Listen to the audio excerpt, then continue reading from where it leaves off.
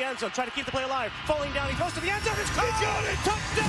WBZFM and HD Boston. 98.5, the Sports Hub. A Beasley Media Group station.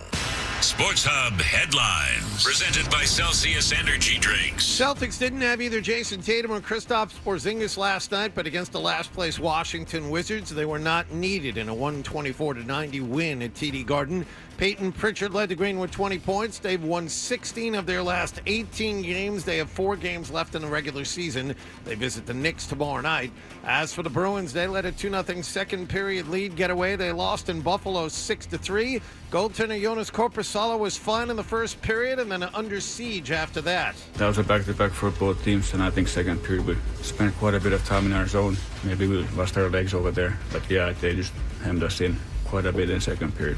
Tage Thompson had a hat trick for the winners. David Pastrnak, 3 assists for the Bruins. He's been involved in each of the last 11 goals for his team. They have 4 games left in their season. They visit New Jersey tomorrow night. In other NHL news, Alexander Ovechkin scored in the second period yesterday against the Islanders in a 4-1 Washington loss. He passed Wayne Gretzky to become the league's all-time leading goal scorer with 895. Red Sox swept the day-night doubleheader from St. Louis at Fenway Park. They got 2 in the bottom of the ninth and then a walk-off hit from Lilia Abreu to take the first game 5-4. And then they blew away the Cardinals 18-7 last night. Rafael Devers broke out of his slump. 4 hits in the second game after a homer in Game 1. Sox host Toronto at Fenway tonight. Blue Jays last night reportedly came to terms with Vlad Guerrero on a 14-year, $500 million contract extension. Connecticut won the women's basketball championship yesterday, 82-59. The men's title game is tonight in San Antonio with Houston playing Florida. Sports Hub headlines are brought to you by Catches Law. At Catches, they specialize in helping those who have been injured not only from a one-time incident, but from a lifetime of hard work and labor. Does this sound like you? Visit CatchesLaw.com. I'm John Wallach at Boston's Home for Sports, 98.5 The Sports Hub. Your next update at 6:30. Get There's the potential there for big stuff. 98.5 The Sports Hub app. Get the app. Ladies and gentlemen, I need all of you to stop what you're doing and listen. Toucher When has that been necessary to fact check? and Hardy I am not known as Mr. Fun. on 98.5. Hey there. Sarge GPT booting up. Let me hear you say, boo, boo, boo. Crush me, mommy. Say my name. I'm a robot. I'm the son of the Pope. I'm a goddamn dragon. Yeah, good luck, dude. Nothing like a good tushy. I love you. And I think you know that. Excuse me? Toucher and Hardy Watch Daddy and Uncle Freddie. Knocking back some fun and having some fun. on 98.5 The Sports Hub. Let's go. You cannot fill a glass that's already full. The children, we're going to turn a lot of these things into toys so that children can play. Hardy and Dan Roach and John Wallach today on Toucher and Hardy. Good morning, Dan. Morning, Rob. Good morning, John. Hey, how are you? Really, really good. I can see that. I'm going to be so positive today. I'm going to be so upbeat. I'm going to be so chipper. What kind of day For is Dan it, Dan? Roach? What kind of day is it? It's an APD. All positive day. Yeah. Alpha Papa Delta. Don't let the weather out there bring you down. It's all good. Yeah, it's going to be all good today. There you go, Hardy. Fred's out sick, so How long do you think you can keep this up? What do you think, John? What should do a pool? Well, how long you can be positive and not? Look at he's already turning and looking, give me the eye. I know. Right? It's 6:04. That lasted a long time. Yeah, the over-under is like 6:06. I know, right? He's done. He's all done. okay. So I had a few hours to decompress yesterday because, well, first of all, we all had stuff going on over the weekend. John, you ended up going to the Sox opener on Friday. Gorgeous day. Beautiful. Field box seats right behind the Cardinals dugout. It was fantastic. I had a great time. Okay. I had a great time. We had one Cardinals fan that was, we can get into this later, but one Cardinals fans are known for being upbeat and positive and gosh, gee, Will, this guy was not that. Really? This guy decided that he was going to be the center of attention. He proceeded to stand right behind me and said, I'm going to make it real uncomfortable for you MFers all day, and sat down. And the rest of the game, up until about the 7th inning, he decided he was going to scream and yell and be annoyance to everybody around him. Okay, so was he funny about it? No, he was not funny about it. He was angry about it for some reason. He was maybe 23 years old. Drunk? Yeah. Oh, yeah. Okay. And just decided he screamed until his voice finally gave out in the 7th inning. Huh. And finally, the usher had to come over and say, this is enough. Because I had a buddy sitting next to me that's about 6'3". I went with 3 other guys. I went with a friend sitting next to me, the most docile, nice guy you'll ever run into. He's about 6'3", 225 pounds. Finally, somewhere around the 5th inning, he stood up, turned around, and started arguing with this guy. Oh, boy. And finally, the ushers had to come in and calm everybody down. Was he with people? The other guy? No. He was by himself amongst Red Sox fans. Oh, so he was a lunatic. No, he showed up. He wanted to fight somebody. That was his. Hey, who else doesn't want to do that when you go to a game? But seriously, right? he paid. Home It's opener. opening day. He paid at least $200 for that seat. You know what you should have given him? Give him a pencil and a score sheet and say, "Hey, why don't you channel all your energy into this little thing?" I think right that's here. an FC 6'4", don't you?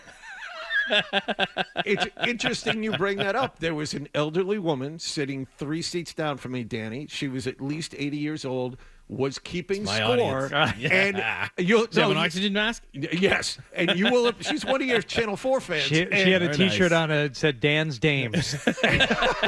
Yes. You'll be happy nice, to Hardy. know that in that 5th inning, she turned around, reared back, and threw her pencil at this Cardinals fan.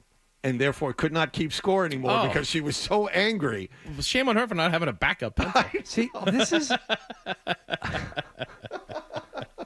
what you do is you get a little box of golf pencils. There are Oh, my pre-sharpened. wife bought me some. There's a company in New York that makes specific baseball pencils. And what's specific about them? What makes them baseball pencils? Just kind of like a little baseball markings on them and everything. A nice little box. Are they full size or are they like Number golf? 2 pencils, yeah, full size. Oh, okay. Do you Not like golf pencils. All right, because I would almost prefer a golf pencil for something. I prefer like an that. eraser. Well, most golf pencils now have erasers. Oh, do they? on them. Yeah. Then I'll take a golf pencil or 2 or 3. Okay. All right. Easy to put in your pocket. Yeah. Be careful though when you reach Pointy. in there. Oh, you reach in there. Oof. But this is why I don't like to go places anymore. Like ever. Concerts, movies, games. 608, Danny. Farmers. No, it's because I am so positive and such a warm and upbeat person. Someone is there to ruin it. Now, you think I'm bad? My wife, I've told you about her self-diagnosed misophonia before. Yes. All right. Yes, you have. Okay, Dan wants to show me his score sheet. Of what? What is that? That's in pen. Yeah, it's a home opener, though. Is that opening day? Yeah. Oh, very nice. Why is Zach Kelly crossed out Who? down here? Oh, I put him on the wrong box for the wrong side. Well, that's why you need a pencil with an eraser. Yeah. It's all right, though. It's just for me personally. That's really nice.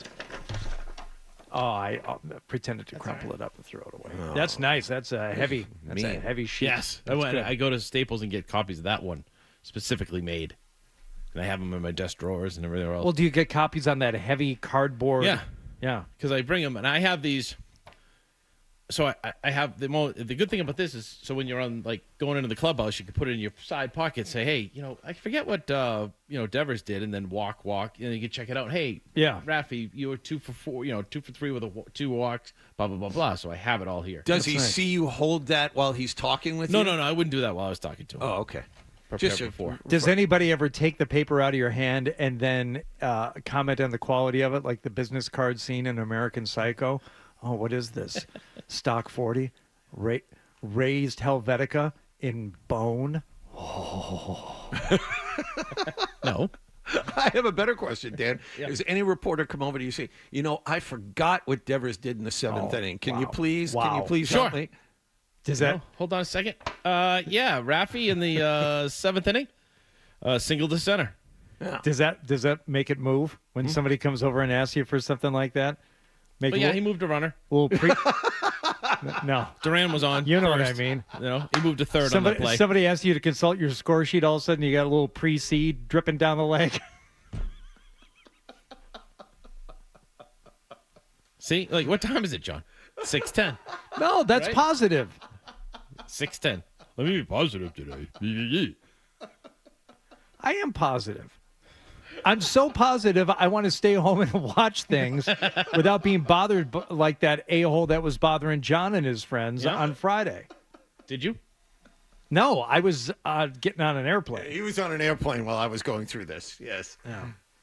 So that was John's day. My day started when we finally got to the airport and after all the delays, and then my daughter, who we were traveling to go visit the University of Colorado in Boulder, asked me if I had a phone charger. I'm like, yeah, I've got like 3 always, one in the car, Sure. 2 in my bag. Yes. Why? I didn't bring mine. Like, okay, the person who is on their phone more than anyone I know, to me, that would be like, the cop forgetting his gun. Yeah, it's like you can't do it. Yeah, how does that happen? Not the same type of charger, right? She has a different phone. Right? Now, Did you have to get one at the airport? No, guess what? I have one of those too. Do you really? Because I'm prepared for stuff like this. And you know how many years older than your daughter? And wiser? No. Give her a break. She's going to visit his college. She has to make this decision. It didn't bother. Maybe she forgot it. It didn't bother me until we got it all charged up. We get to the hotel finally, Friday night, and we both put our phones on the chargers all night. Okay, very good. Bright and early the next morning, we're on campus by 8:15. Okay, it's a quick trip, long day. We go through the campus tour. We do all the different sessions, all this stuff. All right, we're driving back to the airport. Now, this is like Saturday night now. We're driving back to the airport. And she says, where's your charger? I'm like, what do you need the charger for? I mean, like, we were just on campus all day. I'm at 88%, and I have my phone out for the map and for consulting the agenda that I put together online. She's at 12. Like 12%. Was she texting all day, her friends and everything? Constantly. So what? And like, a girl that she knew that was actually on campus and they were going through stuff. Fine. We get to the airport. So now we got to find another place to charge because she only asked me when like 10 minutes left in the car. And I'm like, it's all packed up. We're going to return the rental car. And we just got to go. All right. So we sit down and she charges the phone for like another 45 minutes. For her sake, I got to the airport super early. Me, I like to walk up to the gate as my, group is being called. To me, that's perfect timing. Anything else is just wasting time at the airport. As we get on the plane, she says, we had to fly Southwest back. She said, where's the charger? I'm like, I don't know. We don't have one. Why? I'm at 2%.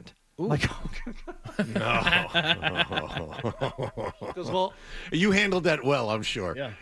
I said, time for a new phone? I don't know. No. Time to do something other than be on your phone all the time. Just how about this? Look at those mountains. Just look at those. Don't look down at your phone. Look at that.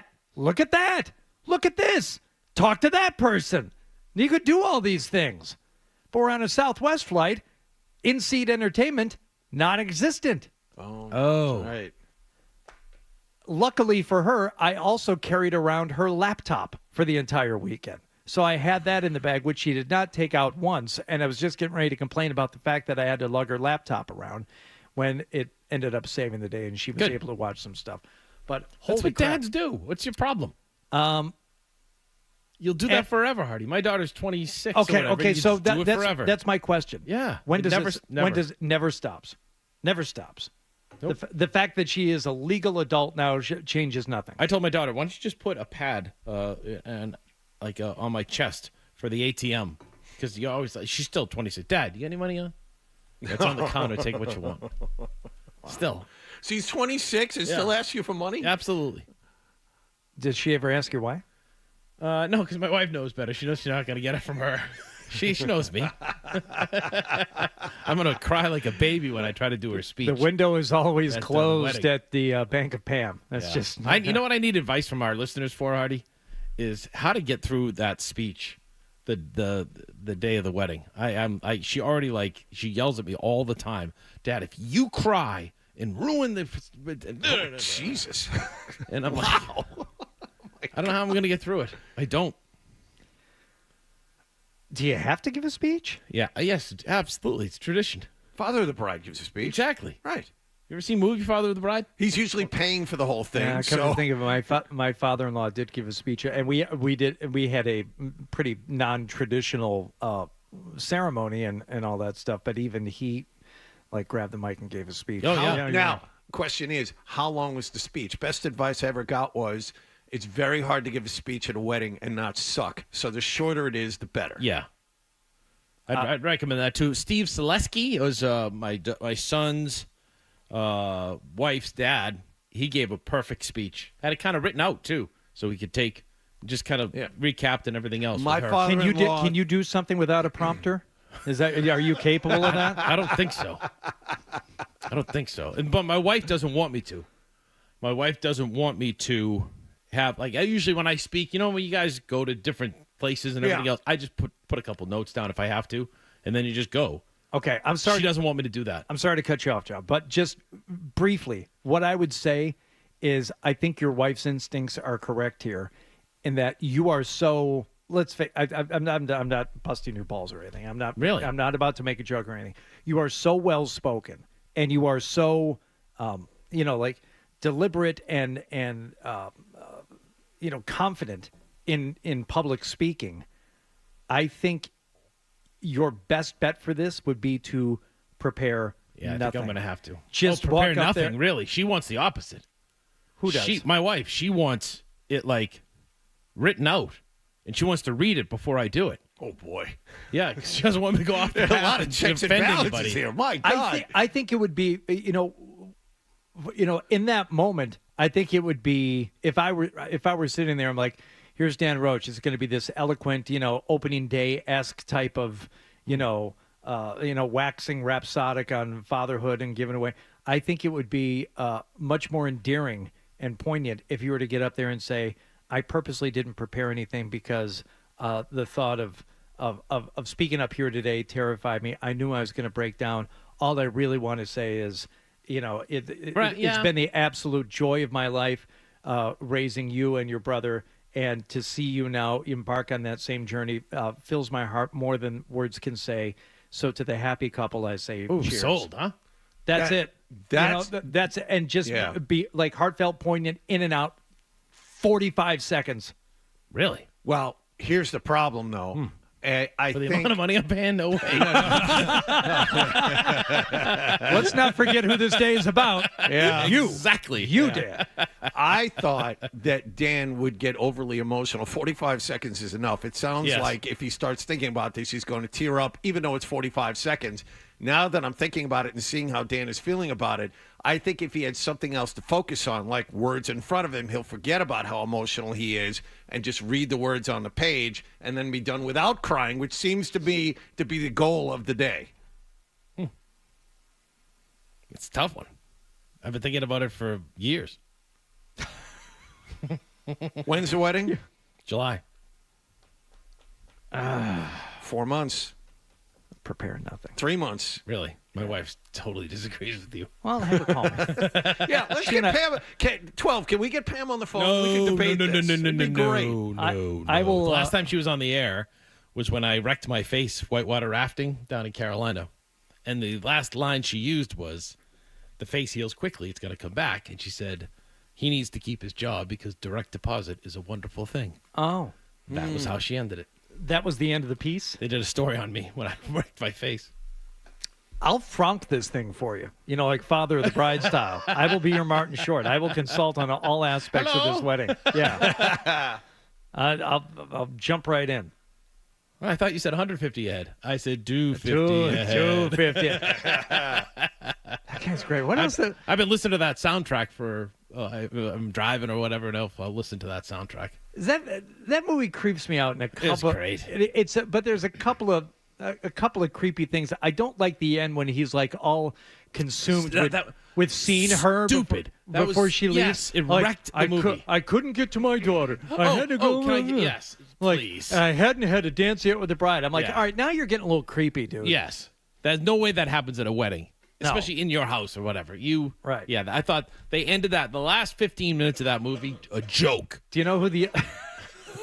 It's like all comedies. They have trouble ending comedies. Yes. Because you're laughing, you're having a good time. Caddyshack, right? And then they like, oh, we have to tie the story together. The best was probably The Hangover at ending, right?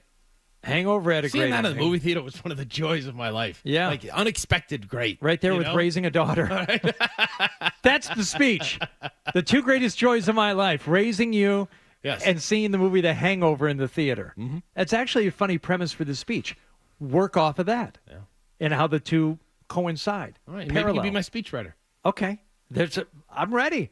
I still want to meet with Pam, though. No, Yeah. Please? you don't want to meet with Pam.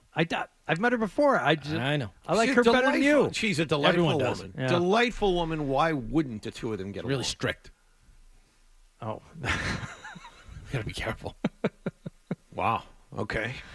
All right. So the whole point of that was I don't want to go out. Where are we? Because that guy was yelling and being obnoxious Oh, yeah, at the Red Sox. while it game. started. That's I why- hate that. That's why annoying. I don't Yeah. want to go places. Someone's there to ruin it. Right. All right. Bill Koch is going to be on with us later. Yep. Mark Daniels will be on with us later. Dan brought a game because he's good like that. So we'll have Plenty to talk about. Are you kidding me? Oh my God, so much, It's in the Final Four. so much. Johnny might win a pool. Is that right? I picked Houston to play Florida in the final with Houston winning. Pretty good. So Houston wins. I cash in tonight. I don't know who out there is not rooting for Houston at this point. I mean, it's the closest thing we have to an underdog in this whole tournament. So let's go that. Yeah, I dig that. All right. What happened last night? We'll find out next with John Wallach here this morning on Toucher and Hardy, which is, of course, Not anymore. okay, which is Brought to you by the people in this room. But you can stream us on YouTube. yeah. Go to YouTube, youtube.com. Watch us there, and that other thing will be back, but it's not for this week for some reason. Whatever. More.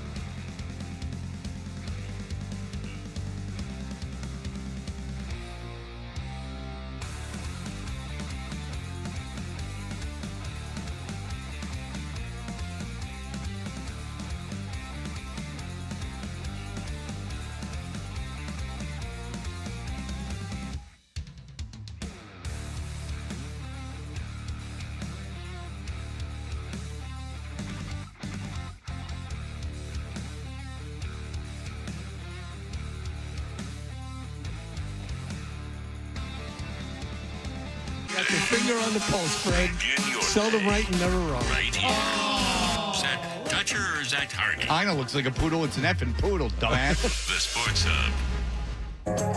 Did you catch a game last night? What happened last night? Brought to you by Leonard Hair Transplant Associates, where your hair doesn't have to be a game of what happened. So change your lettuce, change your life. Dr. Matthew Lopresti, 1-800-GET-HAIR. John Wallach will now favor us by telling us all the things that happened last night and over the weekend. Where are you going to start, John? We're going to start with hockey, and a big day yesterday for the Washington Capitals and the National Hockey League. There aren't a lot of records in sports we thought were unbreakable. When Wayne Gretzky retired in 1999, he had 894 career goals. That was 93 ahead of second place and 133 ahead of third. No one thought it would ever be broken, but as of this morning, we have a new record holder. Neutralized 13 of the last 14 shorthanded situations against them. Strome crisscrossing with Chikrin through center. Send in Wilson on the flank. Cross ice, Ovechkin fires. Score! The chasing days are done! Alex Ovechkin is the greatest goal scorer in the history of the NHL. Okay, that was a simple call and a perfect call by Joe Beninati, who's been the TV voice of the Washington Capitals for over 2 decades. He called he called Ovechkin's first career goal, and he has just called his 895th career goal. Alexander Ovechkin beat New York Islanders goaltender Ilya Sorokin at 7:26 of the second period for the record breaker. He scored his 895th goal in his 1,487th career game, the exact same total as the guy he just beat. So the odd thing that happened after this, guys, is that the game was on the road. It wasn't in Washington's home building. It was on the road in New York, but they still stopped the game for almost 20 minutes. They brought Wayne Gretzky down, and, of course, Gretzky has been following Ovechkin around. All right, so trying to figure this out for a long time. Let's go piece by piece here. Let's start with the actual goal itself, which I think was, in some ways, a classic Ovechkin goal. And one of the analysts after the goal said he scored 895 goals, and it wasn't off of 895 perfect passes. This one was kind of behind him. They called it a one-timer. I think he gathers it a little too long to really be considered a classic one-timer. You know, the classic B then C, B then C, B then C. But he reaches back and still gets so much on that shot. And it was from one of his favorite spots. It's really unfair to say that Ovechkin has a favorite spot. I don't know. If you watched him play, especially on the power play, that's where he set up shop for his entire career. He's got a couple. He's got a couple of spots. That is the first one, though. And the fact that he gets so much on that shot. Still. From that, still, A, at his age, and B, on that particular pass. So it was a great goal to be scored. I was happy that it was not something that trickled past the goaltender, maybe broke the crease line, which happened later on in that same game where they had to stop and see if something got scored. I'm like, thank God it was a legitimate, no doubt about it, didn't deflect off of anybody. That was Ovechkin's goal. It's interesting you bring that up because he scored twice in Chicago the game before to tie it, and then the Blackhawks, who were down 5-3, pulled the goaltender, and they said, here's your chance. There's no goalie at the other end. You want to go out on the ice and get the record breaker that way. And to give Ovechkin credit, he said no. Yeah. I'm not doing it this way. Right. You know, we're up by 2 goals. There's no need for me to be out there. I thought it was perfect, too. It set the tone for the day. I mean, it was just early on, and boom. It's great. So before we get – and there's a lot to unpack here with the on-ice celebration. But just since you mentioned it already, John, you got this email, too, from Tiago, who said – don't know if you've seen these numbers yet, but this is crazy. April 6th was yesterday. April 6th, 2004, Capitals get Ovechkin first overall in the draft. Okay? Gordie Howe held the NHL record for 31 years before Gretzky broke it. Last night, it had been 31 years since Gretzky held the record. So 31-year in between. Symmetry, right? For both. Howe to Gretzky and Gretzky to Ovechkin. he set the NHL goal record of 894 against the Islanders in New York. Gretzky did. Mm-hmm. Oh, wow. Okay. Both Ovechkin and Gretzky broke the goal records in the exact same number of games played as John just mentioned, 1,487. Gordie Howe set his 801 goal record on April 6th, 1980. Wow.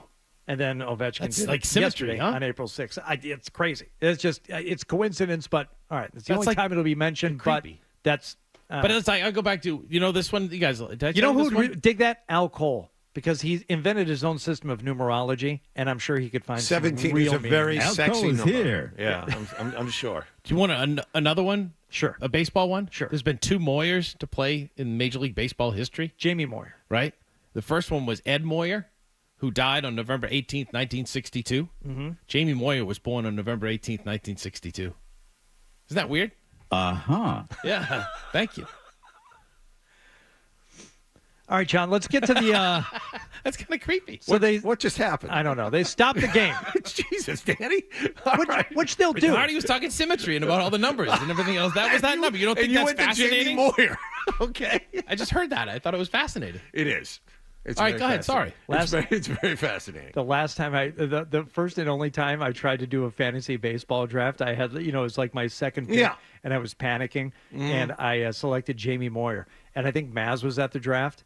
This is like 2010, maybe. Yeah. And it was like, I just needed a picture. I'm like, Jamie Moyer. Because, I was looking down the list and I'm like, Yeah. and everyone starts laughing. It's like, dude, I don't even know if he's playing. Yeah. I'm like, oh, well, he's on the roster here somewhere for somebody. I never did it after that. All right, so they did this for LeBron. They do it occasionally. At big milestone moments, they stop the game. They stopped it So they for stopped the almost game. 20 minutes. Okay. Wayne Gretzky comes All right. out of the crowd. He speaks to everyone, says he's very happy to pass the torch. We're here today to celebrate this guy here, number 8.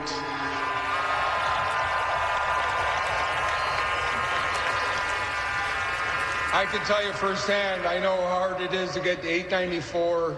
895 is pretty special. And it was a great ceremony in that he physically shook Ovechkin's hand. You officially passed the torch. His wife, Janet Jones, had gifts for Ovechkin's wife. It was very, very nice. The whole thing, I was the record holder. Now you take the mantle and move forward. And as for Ovechkin, after the game was over, by the way, Washington lost 4-1. He had the only goal of the game for his team. Had himself a nice Coca-Cola in the locker room. We talked about this last week. No beer for Ovi, just a Coca-Cola. He's an official legend. It's great. It's great for a game. It's great for DC. It's great for Washington. It's great for us to be involved in for this moment.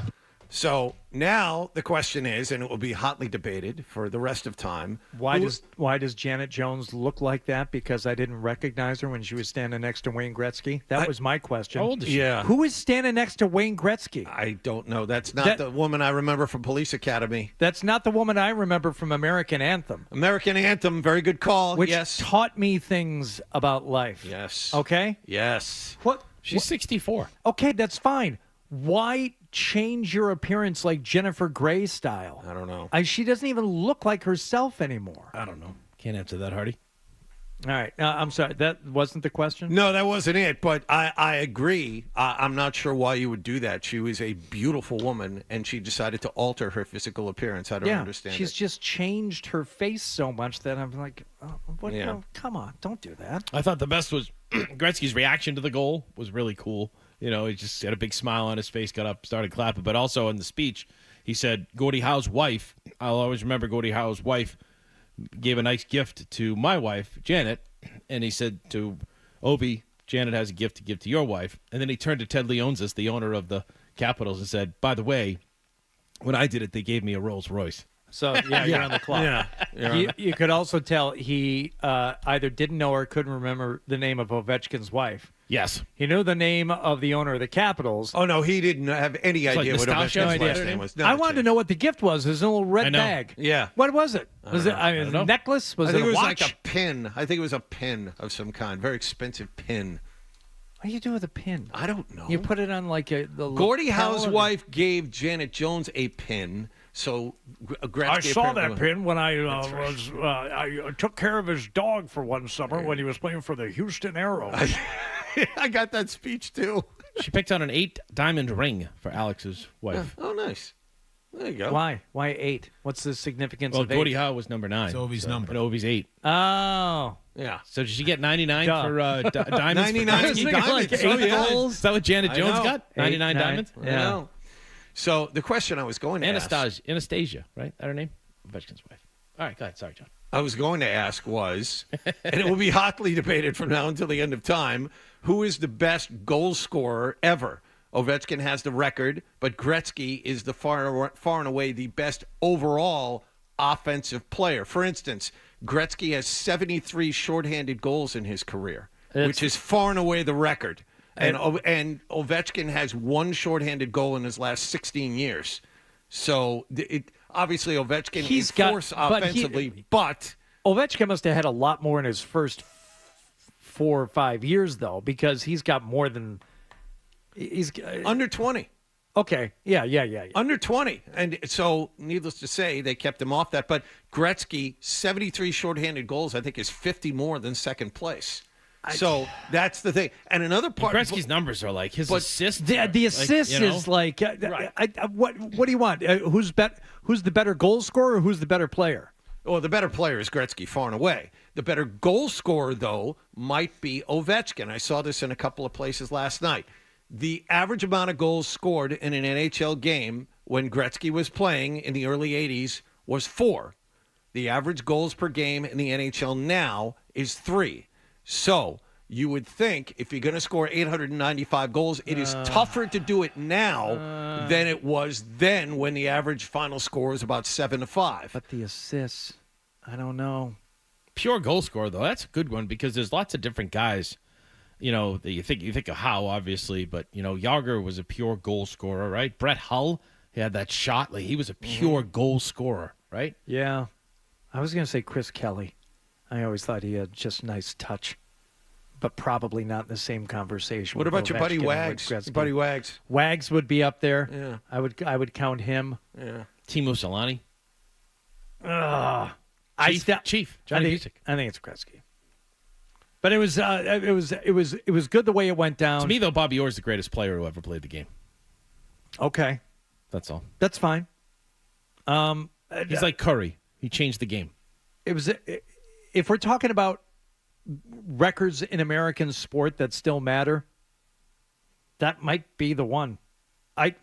It's not home runs. The 56-game hitting streak. Yeah, the DiMaggio hitting streak one is legendary. It's not household conversation though, and it's I think it's the toughest one to break though. That's going to be. If it requires any amount of explanation to a casual sports fan, your grandmother who never played any game, doesn't watch anything, right? Home runs, I get it. Goals scored, I get it. Hit streak, what is that? Grammy. It's not. If you get a hit in at least one hit in how many consecutive games? Is that hard for a grandmother to comprehend? Oh, just hit the ball. He hit the ball. No, yeah, but that's foul. That doesn't count. No, Grammy would get it. He hit the ball. You know how many grandmothers? Yeah, but it was caught. It was caught in the outfield. No, wrong. It's not the same. Yes, it is. You can include it in that group. No, John. I'm not getting involved. All right. Are we talking about breakable records? Because there are a handful of records that will never be broken just because the games have changed so much. Hardy is right. It's a specialty stat. What we're talking about is something that's easily recognizable. Say the first part again. What? We're talking about total. It's something that's who's right.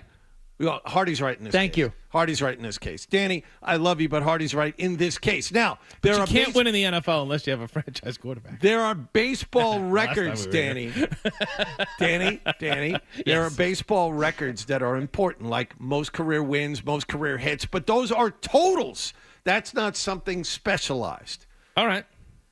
I don't know what other. Okay, so what are the records? 12. Well, you'll never see anyone break Cy Young's 511 wins because the game has changed so much that starting pitchers aren't. I mean, they won't ever win 200 games in a career again. And there's, I mean, look, there's some people who would argue that wins for a pitcher is a somewhat, I don't want to say overrated, but antiquated, maybe an antiquated statistic. It's, I mean, passing touchdowns, NFL, no, it's not the same. Rushing yards, no. Home runs, goals scored, hitting streak.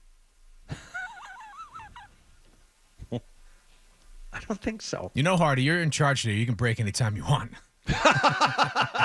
Where's the pencil? You don't have to put up with this from Where's Dan, the pencil sharpener? You can go to break anytime you want. Let's go to break. Adam 12 for 3. There's like 3 other big things that we need to get through. Right, we've only gotten to one. We got Bruins, we got Celtics, including an interesting discussion with Grandy and Max during the first quarter of the last night's Celtics game. Red Sox will just put off till 7 o'clock. All right. We'll do all Red Sox starting at 7. So Bruins and Celtics next. Don't do that.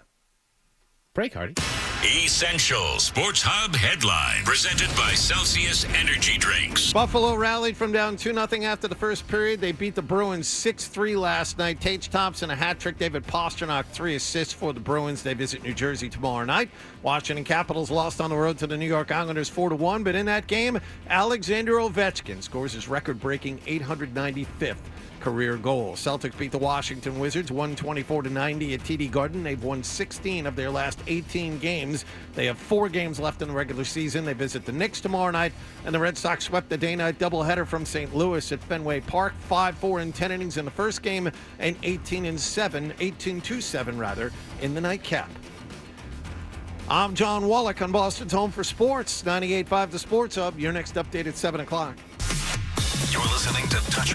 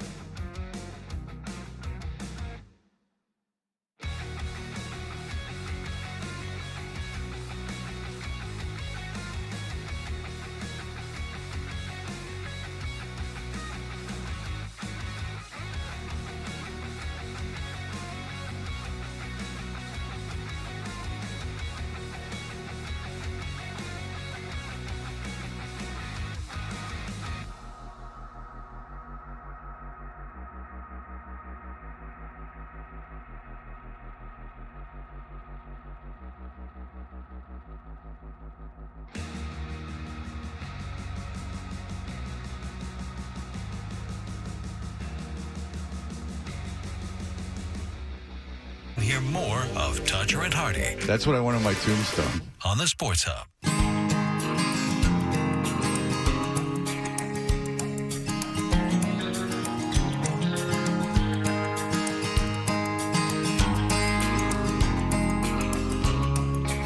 Toucher and Hardy with Dan Roach in for Fred this morning. John Wallach taking us through what happened last night. We already covered Alex Ovechkin's record-breaking goal yesterday against the Islanders. What else we got there, Johnny? We're going to do Bruins and Celtics. They both played at the exact same time last night. We're going to do hockey first. The Bruins were in Buffalo, and you know what, guys? Things look good early. Byram to Peterka, picked off by Pastrnak at the blue line. Pasta got it to Geekie coming down the slot, and they score! And this line just keeps on rolling off the turnover. Pastrnak to Geekie, and it's 2-0 Bruins. That is our good buddy Ryan Johnston. And after winning on Saturday night, the Bruins led 2-0 after one period in Buffalo. But as we all know, this year, no Bruin fan can be happy for very long. Byram will chase back behind the Buffalo net. It's away from Lettieri, who lost his edge as he went in on the forecheck. Now coming ahead for the shot. Zucker tipped up into the air off the glove and in. And Buffalo's got their first lead of the game, 4-3, early here in the third. All right, so I knew that goal was coming. Yeah, I know. I was watching it. I'm Sure. like, well, just wait a second. That was easy. It was easy to spot. The Sabres got 3 goals in the second, 3 more in the third for a 6-3 win. Tage Thompson, a hat trick for Buffalo, including an empty netter late. But the story of the weekend was David Pastrnak. He assisted on all 3 Bruins goals last night, and that was after a monster hat trick 5-point night on Saturday. He's been involved in each of the last 11 goals that the Bruins have scored dating back 4 games. He is 4th in the NHL in scoring. He is 5th in the NHL in goals scored with 40. He is earning every penny of the money he is making with the Bruins, because without David Pastrnak, this team would not score at all in any game they play in. What's the record for goals involved in streak, Dan? And would you put it right up there with your precious hitting streak? I don't know. What is it? 21? Oh, I don't know. I figured you would know. I don't know. The 11, I believe, is a Bruins record. Yeah, it's impressive. And I don't know why there was any debate as to whether or not he was involved in that last one. And again, I was watching on the TV, and there seemed to be a moment where they were discussing, and I would think Pastrnak would get a helper on this one. I was watching. I'm like, yeah, it's right there. Well, the difference was when Mittelstadt shot it first, the goaltender made the initial save. The puck went back to Mittelstadt, and he stuffed it in the net. Oh. That's why there was some debate. Pastrnak clearly had the first assist. He was the guy who fed the puck to Mittelstadt in front. I only watched it in real time. I didn't watch it 3 times after that. There was but a quick shot and a rebound. So there was a shot and a rebound. Yeah. Okay, that's why. Can I put it in perspective what Pastrnak is doing? Does it involve Jamie Moyer? John, can I do it with you? Go right ahead. Does it involve the life Nathan and death? McKinnon Does it involve the death and birth of a pitcher on the same day? Spaceman Bill Lee did what? Nathan McKinnon is the leading scorer in the NHL. Yes. With 115 points. Right? Uh-huh. He's got 32 goals. Okay. So you always sit there and say, okay, there's got to be someone who's helping him. He's got other guys in line. So Nathan McKinnon's first. Where do you think the closest Edmonton Oiler is in the scoring? Just Draisaitl is next somewhere. No, it's actually Cale Makar who is 7th. Oh, you said Edmonton. Okay. This is Colorado. Okay. He's 7th. Cale Makar. McKinnon's first. Nikita Kucherov is 2nd from Tampa Bay. Closest Tampa Bay Lightning player, 15th, Brandon Hagel. Right. 3rd is Draisaitl, like you said, of Edmonton. Next is Connor McDavid, 9th. Pastrnak is the 4th overall scorer in the NHL. You know who's closest to him? Well, I think it would be Marchand, who's no longer on the team, so it's got to be Geekie, right? Morgan Geekie, 101st in scoring in the NHL. He's playing more minutes this year than he's ever played before. Well, yes, and Nathan McKinnon, hold on, plus minus 26. Hold on, John.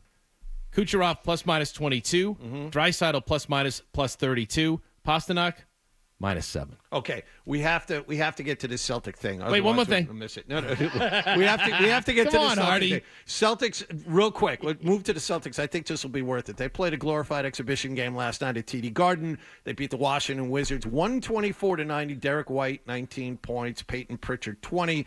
But the story of the game happened in the first quarter. Celtics are already up 15. We knew which way the game was going. Wizards are trying to get Cooper Flagg. It doesn't matter. Sean Grandy and Cedric Maxwell decided that they were going to break down. While the game is going on in front of them, Grandy is already bored by this, is going to talk about Alexander Ovechkin and tried to rope Cedric Maxwell into this. Let's give this a listen. If you got a chance to see Ovechkin today, it was really extraordinary. I'm curious your thoughts on how it was handled. The difference between the... Notice the game is going on in front of them while he's talking about this. But it doesn't matter. Okay. The game doesn't matter. So it's true, as he will mention at the end of this. NHL and the NBA. So they stopped the game for about 17 minutes today to do a full ceremony at Center Ice in a road game for the Capitals on Long Island against the Islanders. And Wayne Gretzky was there and Gary Bettman, the NHL commissioner. And it couldn't have been done any better. But I don't see it happening in the NBA. If LeBron James had broken the record here, would they have stopped the game for 17 minutes? No. Thank you for being brief. George. What, you want me to give you a synopsis here? Yes. Okay, hold on. While this game is going on. Shireman, again, challenging Jordan Poole. You realize what game is going on, right, in front of us here? All right. Wait, I'm not done. There's still more. So Grandy gave about a 40-second introduction, and Max went, no. And Grandy's like, thanks for being here. It was really, really nice. Now, there's a little touch of anger at the end. Celtics and the Wizards. Why don't I just go home, okay, Sean?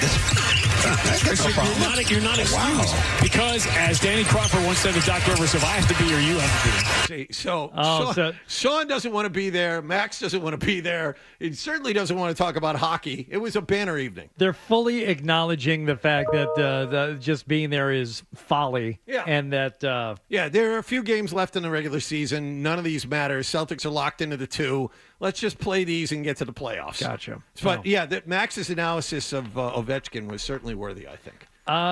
Yeah, he wasn't playing ball, was he? No, he was not. No, not at all. Nothing to do with it. Oh, that's too bad. Yeah. All right, very good. Let's focus in on the Red Sox for a good long while here with Dan Roach, who of course has thoughts on their home opener weekend and the doubleheader last night. And Dan involved with lots of stuff having to do with the Red Sox. We'll do that next here on Toucher and Hardy.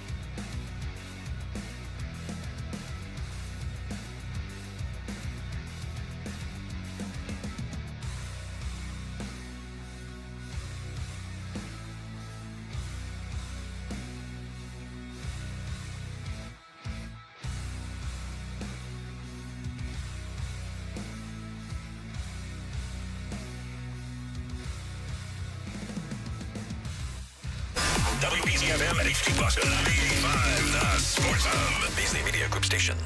Sports Hub headlines. Presented by Celsius Energy Drinks. Bruins got 3 more assists from David Pastrnak, but they lost again, this time in Buffalo, 6-3.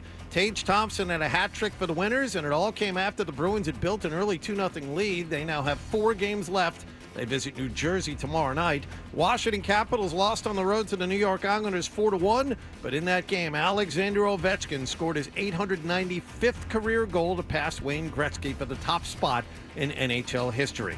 Celtics beat the Washington Wizards 124-90 at TD Garden. Peyton Pritchard led the Green with 20 points. Joe Mazzulla's team has now won 16 of their last 18 games. Yeah, just playing winning basketball. I mean, 25 offensive rebounds that's a commitment. So guys were able to do that.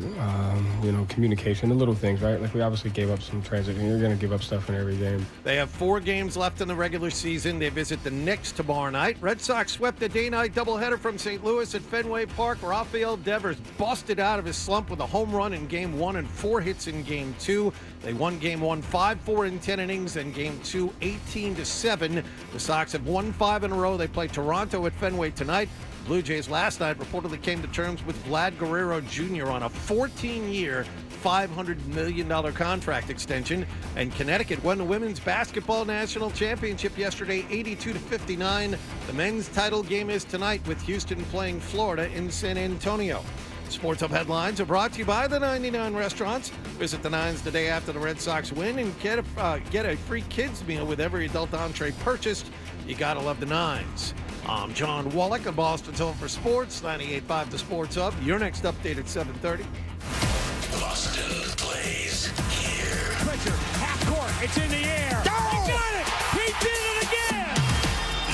98.5 The Sports Hub. Is elongating. Weekday mornings. Here goes Hardy. Dutcher and Hardy. I no longer love things. Let's go. Let's ride. 98.5. Like, let's roll the dice. The Sports Hub. 1-2 toward the hole and a base hit. Ref's not around it. Walker firing home, and it'll be cut. The run is in. Wow. No one is spared. Yeah. So, Red Sox over the weekend, they open up at home on a Friday against St. Louis. John, you attended the game, had a very obnoxious 23-year-old St. Louis Cardinals fan trying to ruin the day for everybody around him. He attended the game solo. Yeah. Got very drunk, yelled. And was he eventually escorted out, or was he just told to sit down and shut up by an usher? He would. That's the thing. If you're going to be a fan like this, you need to be all in. I mean, if someone tells you to go, say no, and have to be physically removed to really finish this thing to its conclusion. I would agree. The guy came over, told him to sit down and shut up. And the last 2 innings, he sat there and was silenced. Do you think? Why wasn't he there earlier? He wasn't. No, but I mean, if you're going to do it, do it. You know, the guy's a poser. If you're going to be a loud, obnoxious fan rooting for the visiting team, be a loud, obnoxious fan rooting for the visiting team and get yourself kicked out. Yeah. I mean, why sit there in silence? The loud, obnoxious fan thing you wouldn't think would be as prevalent at baseball, and I don't think it's as prevalent, but I think it's more annoying because you get this thing where it's like it's a nice day, you're watching the game, and then you get some hardo who's like up yelling all the time and imploring others, you're not real fans, stand up, stand up. I'm like, dude, there's 1 out in the 4th inning, and it's a 2-1 count. Like, why don't you shut up? Right. Why don't you relax? John, you needed to go George Costanza opposite episode on him. What do you mean? And remember in the movie theater? Yeah. The guy's kick in my seat. Right. And if you don't think I'll do it, try me. Yeah, I know. Yeah. No, as I said. If you think I'm not serious, try me. Just try me. Because I would love it. That's right. And everyone else applauds. I should have. But again, I had a much bigger gentleman who was plenty pissed standing next to me, and this was what a beautiful day, though. It was a perfect, gorgeous day. Perfect. The guy, the obnoxious fan. I forgot to tell you what forced him to stand up. He leaned over it because the Red Sox are up early and the Cardinals were making a run. The guy leaned over and right next to my buddy's ear started doing this, like really hard, right next to him. He's asking for it. Oh man, he wanted to fight somebody so bad, and give my friend credit, he was plenty angry but didn't take the bait. All right. So, in terms of the overall weekend, Dan, what did you come away with? Because you had a lot going on. It was everything. Opening day was perfect. It was just the ceremony, pregame. A bunch of the 75 guys were on the field. Bill Lee was being Bill Lee. Dwight Evans and Fred Lynn and those guys were all there. And then they had a nice ceremony for them when they come out, and Captain Carl throws out the first pitch. And then the game itself starts with the big 5-0 lead in the first inning. Trevor Story gets redemption. Last year at the same exact time, he was in that Red Sox clubhouse in tears, talking about how he had that shoulder subluxation and had to miss the season. And he gets to 1 year redemption, hits the 3-run homer to get him started. And I just thought from start to finish, it was an absolute perfect day for the Red Sox and everyone else. It was good. And Alex Cora was great.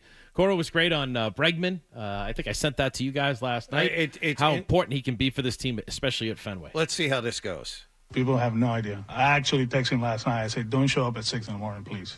Because I know he's that excited. He's ready to go. He loves baseball. He enjoys winning, which is the most important thing. He's a great teammate. He communicates well. He does a lot of good things right. And he takes this game very serious. Right. And I just think when they signed him, I don't think, as Alex said, people had any idea of the impact he could have on this team, especially at Fenway Park. We all knew the numbers, but just the day-to-day, just being around the team a little bit or early on here, it just seems that he's always talking baseball with everybody on that team. And it's all about winning. It's all about finding things out. It's all about the other team. It's about anything. He'll talk baseball with everybody. He doesn't offend anybody. He doesn't get annoying like Schilling did. Right. Schilling kind of had that like Phil Mickelson vibe about him. You know? They called him Red Light. Yes, that was his nickname, Red Light, because when the red light came on, he was great, but once the red light was off, he was not good to other people. Yeah, and I think I don't think Mickelson is that way, but I can see it. It's just this era of like, I'm not talking with you, I'm instructing you. Yeah, and Kirk he couldn't get out of his own way. I'm lecturing you. Like, can you just talk? Like, he went to a player once and had this whole full analysis. Imagine someone going to you, or you, Hardy, and saying, hey, Hardy, I know that your contract is up in 3 months. I've done an analysis, and here's what you should be asking for, and hand it to him. Right. He did that with players about what they're doing at the plate, and he also did it with a player who was about to be a free agent and said, here, John, this is what you should be asking for based on the way you've performed and everything you've done. Like, get out of my face. Right? I want to play ball. I got to say, for, a signing that I'm sure, people had something to say about it in terms of it not being the right thing at the time. But because of Devers, right? Yeah, and I guess the hand-wringing as to who was going to play where in the infield. But so far, very, very, very, very early on in his Red Sox experience here in the Alex Bregman era, this seems to be working out just fine. So I mean, I'm glad it's working out so far, and you knew Core was going to be all in with it. I mean, that wasn't going to be the issue, but in terms of the way he's relating and getting along, great, it's good. Well, when he has a roster that is capable of performing well, he's able to pull the best out of everyone. But like every manager, if you give the manager a crap roster, he's going to struggle to win games like Cora has the last 3 or 4 years. So he's got a good roster now. He's got a good middle of the order. He's got a decent starting rotation that will get better once you get Brian Bayo back. You won't have to send Sean Newcomb out there. You won't have to send Richard Fitz out there. You'll send guys that are better than them. The Red Sox have won 5 in a row. It's fun to go to the ballpark. It's fun to watch this team play because when they show up, they actually have a chance to win. That hasn't been the case the last 5 years. Well, especially at Fenway. The last 2 years, they've been under 500 at Fenway, which is, awful. You can't It's have been that. Pulling teeth to go to the ballpark. If you're going to get back to the playoffs, that's what they want, that electric vibe in Fenway Park, and that's what they had this weekend. It's only 3 games. They're 3-0, but it was just like, it's just a great, when that place gets electric, when the fans are into that game, which they always are, this kind of stuff like last night, the 18 runs or what have you, the Fenway had to be going crazy just because of what it was, the Wilyer Abreu throw, like so many good things that you see. Mm-hmm. And the other thing to keep in mind, too, they've won 5 straight. They're only 6-4, so that they corrected themselves. But Texas, the team they faced in the opener, They're 8-2, so it's not like Texas isn't a legitimate team. That's a lot of people are talking about them as a candidate to go back to the World Series and win it like they did a couple of years ago. So I think you're going to see good things from this Red Sox team, and the way you point to it is starting pitching starts it, and then everyone else rolls off that. Also, don't forget, we talked a lot in the first week about Rafael Devers and how bad he looked at the plate. Struck out 15 times in his first 19 at-bats. Yesterday, if you were at either one of these games, you saw Devers break out. Raffy going deep. This one back, it's gone. Raffy Devers strikes for the first time in 2025. A searing line drive over the monster. Was that Lou Merlone applauding in the back during that call? I mean, listen to Lou after this ball's hit. Raffy going deep. This one back, it's gone. Raffy Devers strikes for the first time in 2025. Ryan said they had a guest in the booth. Oh, is that right? They had a guest. That wasn't Lou? I don't think Lou would do that. By the way, how are you liking Lou on the games? I think he's good. I think he's really really He's good. awesome. I think he's really, really good. I mean, it's not like it's a surprise. He's been good for the last how long? He's been good for a while, but he feels like comfortable now, and I liked him yesterday when he was breaking down Devers' last at bat in the first game in the ninth inning. He said that was a great at bat because you kind of felt like this sinking feeling as the game is tied. And there's one spot open. I think there were men on second and third, bottom nine. First game? Yeah. Bases loaded. Bases loaded with Devers. That's right. And he was down 0-2 and worked a walk to tie the game. Okay. Bases loaded, and I know. Okay, so they were down a run. It was good to hear Luke break that down, and also good for Devers because I had that sinking feeling watching him. When he swung and missed hard on that first strike, I'm like, oh, boy. Uh-oh, right? Uh-oh. You want to hear the numbers on Devers? Right? It's weird how you could break it down into March and April. What were his career numbers off Jamie Moyer? Yeah. That's not necessary, John. We're past the Hardy. Jamie we're past that? I'm sorry. My fault. Hardy, would you like to hear the numbers on Devers? Yeah. Okay. And John will apologize during the break. I don't want to force him into it now. That doesn't work well on this show. You tell people they need to apologize. Oh, really? Yeah.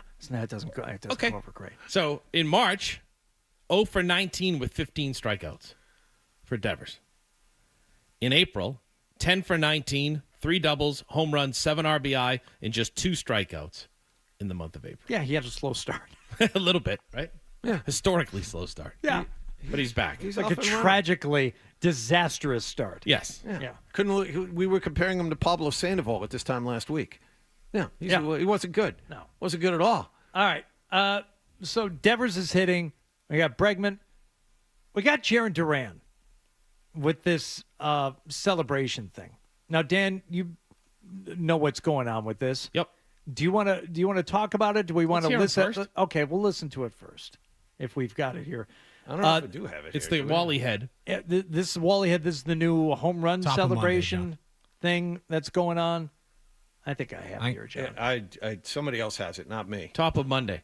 Yeah, I got it. I got Go it right for it, here. Hardy. Okay, here we go. This is Jaron Duran. You have any concerns about around game 40, what it might look like and feel like when you put on? Who's the idiot asking him the question? Steve Burton. Oh, okay. Okay. Dope. You have any concerns about around game 40, what it might look like and feel like when you put on? No, I'm sure the staff here will keep it nice and clean for us. But hey, man, if we're rolling, I mean, things got to be dirty. It's got to be dirty. So. All right. So Jaron Duran is talking about the Wally head that you're gonna wear after you hit a home run. Do you ever put a mascot head on? Ooh, it's like Will Ferrell in Blades of Glory. Remember? Have you done that, Danny? He throws up on himself. Danny, have you put a mascot Yes. head on? The Wally head. You had the Wally head on. Yeah, just briefly for a second. You ever wear hockey gloves? Oh, I know, right? Same smell, same type of funk going on in there. It's brutal. How did this come about? And I'm trying to remain positive for you all day today.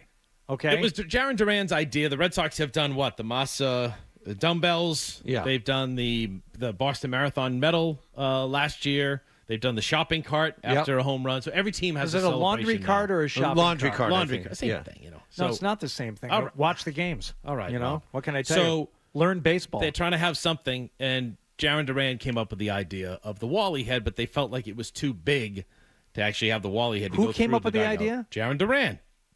Okay. And he used Raquel Ferreira, assistant GM in the Sox front office, and bounced ideas off her, and they came up with the smaller Wally head. She had someone designed it, and there you go. I smell marketing. Oh, it'll be marketed. Trust me. People are going to be wearing Wally heads to the ballpark? I sniff non-organic, celebratory thing being implemented. By the way, somebody said to me, we were talking about my daughter's wedding, right? Somebody said to me, what would you guys do? Hey, if you want Wally to make an appearance at her wedding, you can do it. We'll have it done for you. What would you do? My daughter wasn't. Please do. Kill you. Please do that. Please do that, Danny. Have Wally and Tessie show up. Oh, it'd be great. I'm all for it, but no. Pat Patriot? Right. Does anybody Blades? object to this wedding? Pat Patriot. You know what? Lucky? He could have all four show up at the wedding. Fine, the Revs will get Sly. Oh, it'd be great. How about Lucky as the ring bearer, and he bounces through and then slam dunks the backflip. rings? We'll get Smiley from the Woo Sox. It'll be all mascot wedding. Off a trampoline. Oh, it'd be great. I'm all for it, but no. Have Zoe MC the wedding. Zoe will work your wedding. Sarge, you could have every local Boston sports. I don't know if he has enough mascot. money for Zoe. Right, Frank, do you take Tori? Uh-huh. It'd be great. I don't know if you have enough money for Zoe. Boom. Zoe might price himself out, but you can get Sarge. But you see what I'm saying? Like the laundry cart thing was like goofy and fun, like the dumbbell thing, or it's like if there's the Bruins had the jacket that actually had some meaning behind it. Like this, a Wally head. Like, where does Wally rank in terms of mascots around MLB? I don't know. Not very highly. It feels like a marketing thing to begin with. Introducing the little sister Tessie. I'm like, okay, it's fun. It's for the kids. I get it. But it's also merchandise. Now I feel like they're trying to monetize a home run celebration, which feels better when it's just an organic thing that happens and like goofy, and there's a little to no meaning behind it. And by the way, if there's some boys and girls out there, youngsters listening, that's kind of like a copy of Wally the Green Monster's real head. Like Wally does exist, you know what I mean? It's not like he takes it off or anything like that. This is like a copy of Wally's head, just in case there's like some kids driving to school with their parents. They don't want to ruin them, like Santa. You know? Did you really just do that? Hey, kids, there's a real person inside the Wally costume. Come on. What are you doing? Dan is fascinated. Do you really think there are that there are parents out there irresponsible enough to let young children listen to this show? That's a good point. For that, you get the Sarge dishonorable discharge of the day. So shut up. Yeah. Yeah. All right. All right. I'll see how it plays out, and once they start selling the replica Wally heads there at the team store. I'll just smile knowingly and say, "Yep, this was all planned from the beginning." That's what it feels like. I don't believe it though. No, nope. All right, within 5 seconds of him wanting to put on the Wally head, you don't think somebody in marketing was like, "Oh, yes," but I don't think it was created for marketing. Hang on. How about have you not followed this ownership? They'll sell anything. They sold commemorative 100-year-old bricks. Records, they had CDs released back when CDs were a thing. The theme song of the first 100 years of the Red Sox, Bronson Arroyo. You don't think they're going to try and monetize this? Oh, they will now, but I don't think it was created. I think it was created organically by. Well, they wanted to see whether or not organically it took off. Now that it has. Dan, do you like CDs? I did, yeah. CDs nuts. See, that's for the kids in the car. You know, I did that too.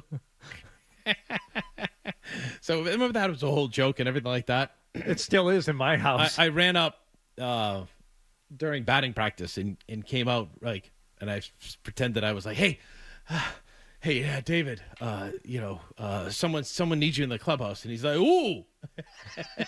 And I'm like, what's this guy? And he goes, ooh. And I go, he's nuts. And he's like, oh, man. He's like, it was before Game 4 in Colorado of the World Series. He's like, you're doing that to me now? That's not a great there's so many better ways to set that up. Well, whatever it was, I set it up perfectly back then. You set it up by saying Duncan needs to see you. Yes. Like who? Duncan. No, I just said that. He says Duncan. He said Duncan D's nuts. Yes, I said yeah. I was something like, "Who's needs to see you?" And he's like, "What?" I said, "No." Ask him if he likes Wendy's. There's a million ways to do it. I think I set it up fine, Hardy. Okay. All right. We got to go. Bill Koch is going to join us next. Talk March Madness championship game tonight. We'll do that next year on Toucher and Hardy. You're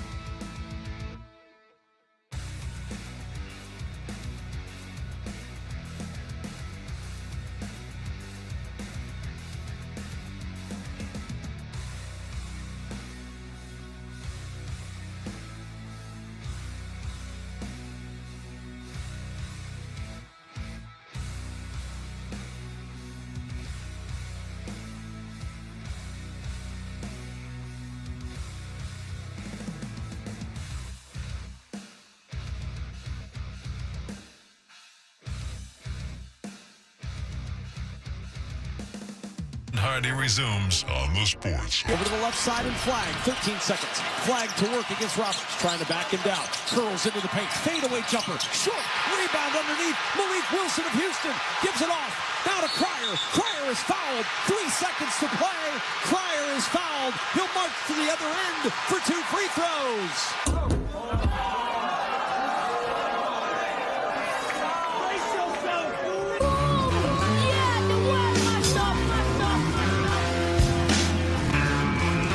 All right, it's Toucher and Hardy with no Fred this morning.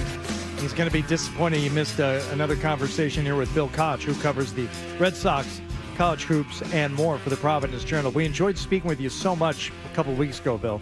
Wanted you to come back on today. Hope that's okay. Thanks for being on the show. Good morning, gentlemen. Thanks for having me back. Hi, Bill. How are you? Oh, that's Dan Roach over there. I'm sorry. Dan Roach is here with us. Was Dan, you weren't in the last time we talked to Bill, were you? No, I sat with, I see Bill all the time. I started with the Frozen Four, the quarterfinals, right? They turned out to be where BC lost last week up in Manchester. Bill, everybody has, their thoughts and feelings regarding Dan Roach. I'd say they're overwhelmingly positive. Is there anything you'd like to add to the narrative?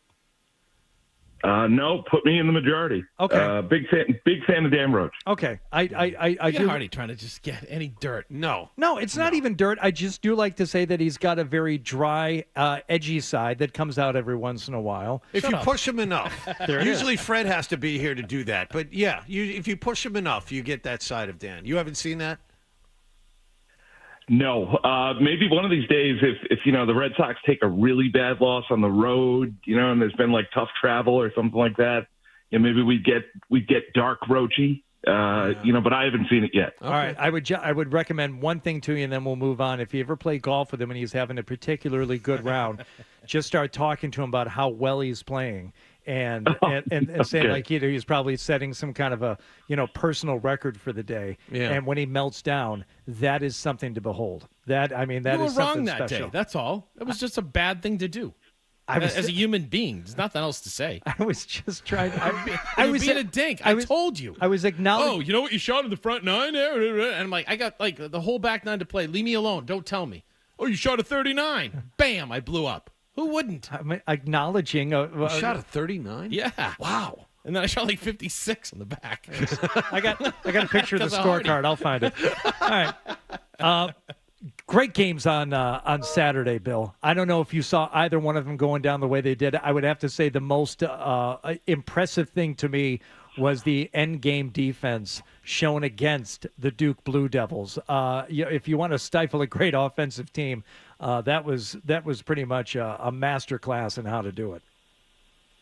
It was everything that Houston's been about under Kelvin Sampson. The number one defense in the country, according to Ken Palm, and they allowed one field goal in the last 10 minutes to a team that had pretty much rolled through the tournament to that point. But I think you saw something that usually comes to the surface in NCAA tournaments, and that's the value of experience. Duke, for all its talent, is a young team. In terms of experience per minutes played, they're about middle of the pack nationally, and Houston's in the top 60. And guys like L.J. Cryer just don't go away under pressure. And what they were able to do the last 6 or 7 minutes of that game was something special. In terms of their opponent for tonight, another good matchup, not quite as dramatic, I guess, on Saturday. But when you're talking about going up against Florida now in this Houston-Florida matchup, a lot of people had chalk throughout this tournament. Does this surprise you in any way that these are the two that we've got for tonight? Well, Florida's been fantastic. They're down 9 early in the second half to Auburn and rallied. Walter Clayton Jr., for me, has been the best player in the tournament. He's had 30-plus points in each of the last 2 games. He's the first player since Larry Bird to have 30-plus points in the Elite Eight and the Final Four back-to-back. So that gives you an idea of how clutch he's been for the Gators. Their guards have been awesome. Clayton and Elijah Martin was really good the other night, and we've seen it over the years that guard play wins in college basketball, and Florida's got 2 really good ones, 2 veterans who are playing very well right now. That Elijah Martin dunk was like the dunk of the tournament that kind of got them going too. And Bill, I thought in watching that game, I could not believe how many calls Florida didn't get down the stretch in that game. It felt like they just kept, whether they were whatever end they were on, they weren't getting any calls, and they still overcame that. You know what I mean? They seemed like they were a group that no matter what happened to them along the way, they were able to overcome anything and everything. Now, how does that bode well, stacking up Florida, and again, grads and grad students and what have you, against the experience of the well-coached team in Houston when it comes to what will get done here? And it's been a blast listening and watching the matchups with Houston because Kelvin Sampson is just an awesome masterclass in the art of basketball. If Florida's played three really hard games to get to this point, obviously knocking out UConn in the second round by 2. They had to rally late in that one. Texas Tech was a really tough game for them. And then obviously the other night against Auburn, you're trailing against the number 1 overall seed, a conference rival, and you go on a huge run to start the second half and then lead the rest of the way. I just think, guys, you look at teams who get this far in the tournament, some of the games that they win and some of the stretches in those games, they're so mentally tough and so consistent. And that comes from players, that comes from what they've done over the course of the year. It comes from culture. You mentioned Kelvin Sampson, what he's been able to do with Houston coming out of the AAC, going into the Big 12, and just sustaining this high level going forward.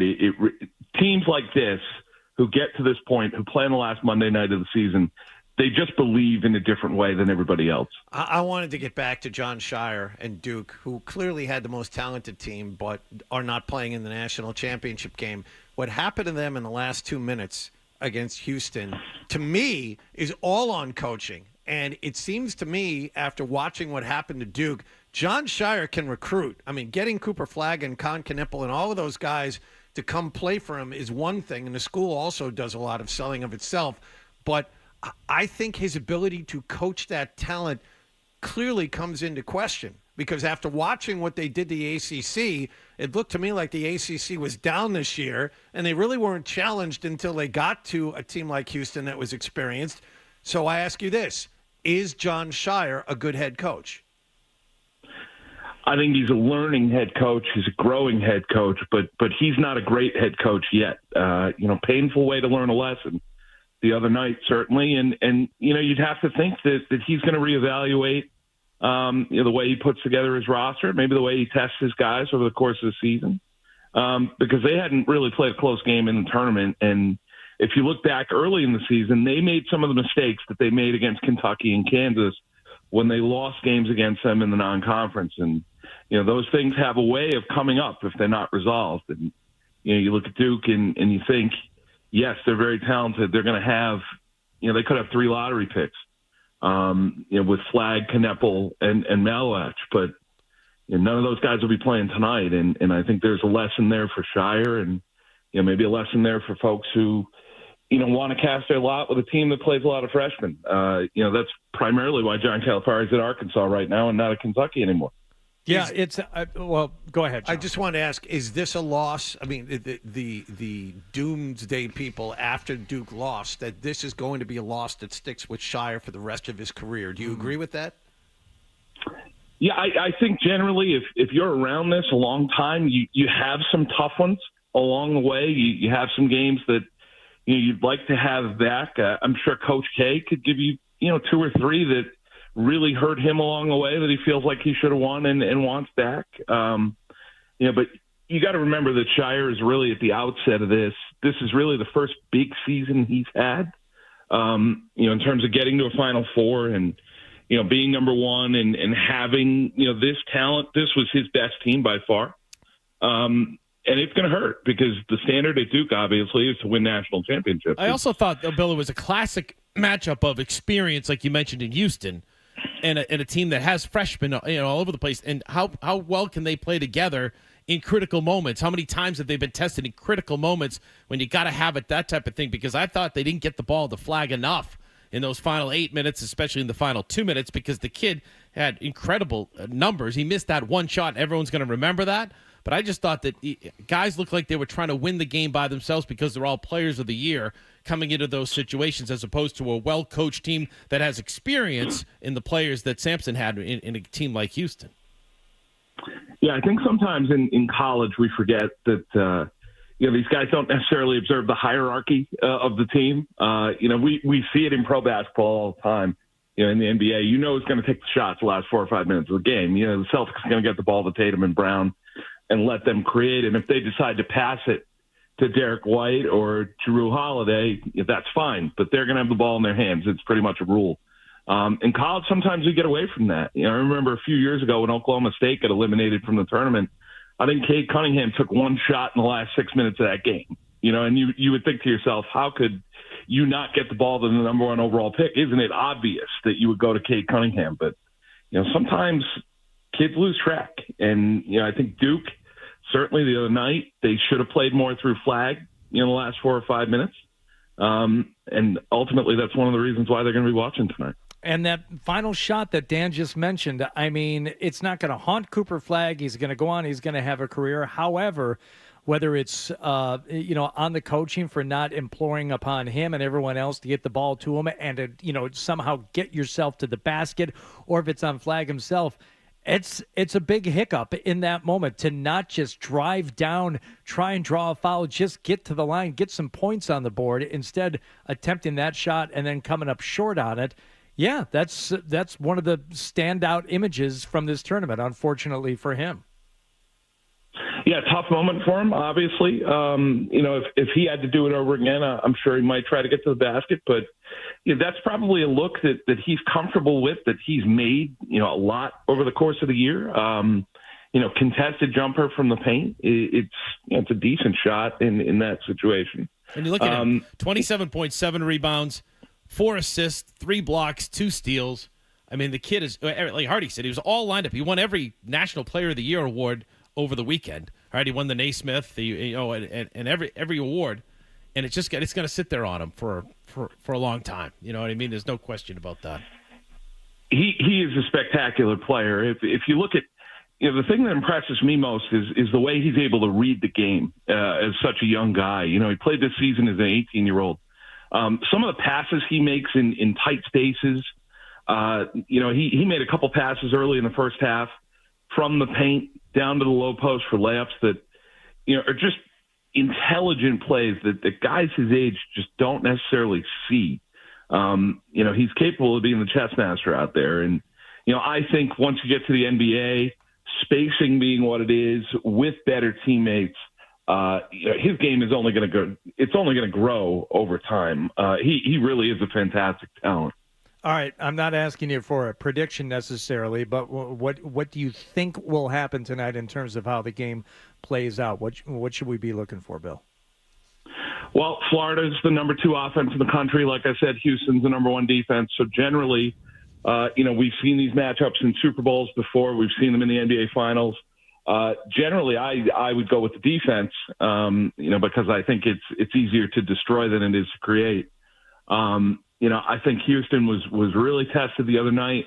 When you come out from the other side in games like that, it tends to have a carryover effect. And I think it's Kelvin Sampson's time. He's been a good coach for a long time. He obviously ran into some trouble at Indiana about 20 years ago with some NCAA violations. He's managed to rebuild his career really nicely here.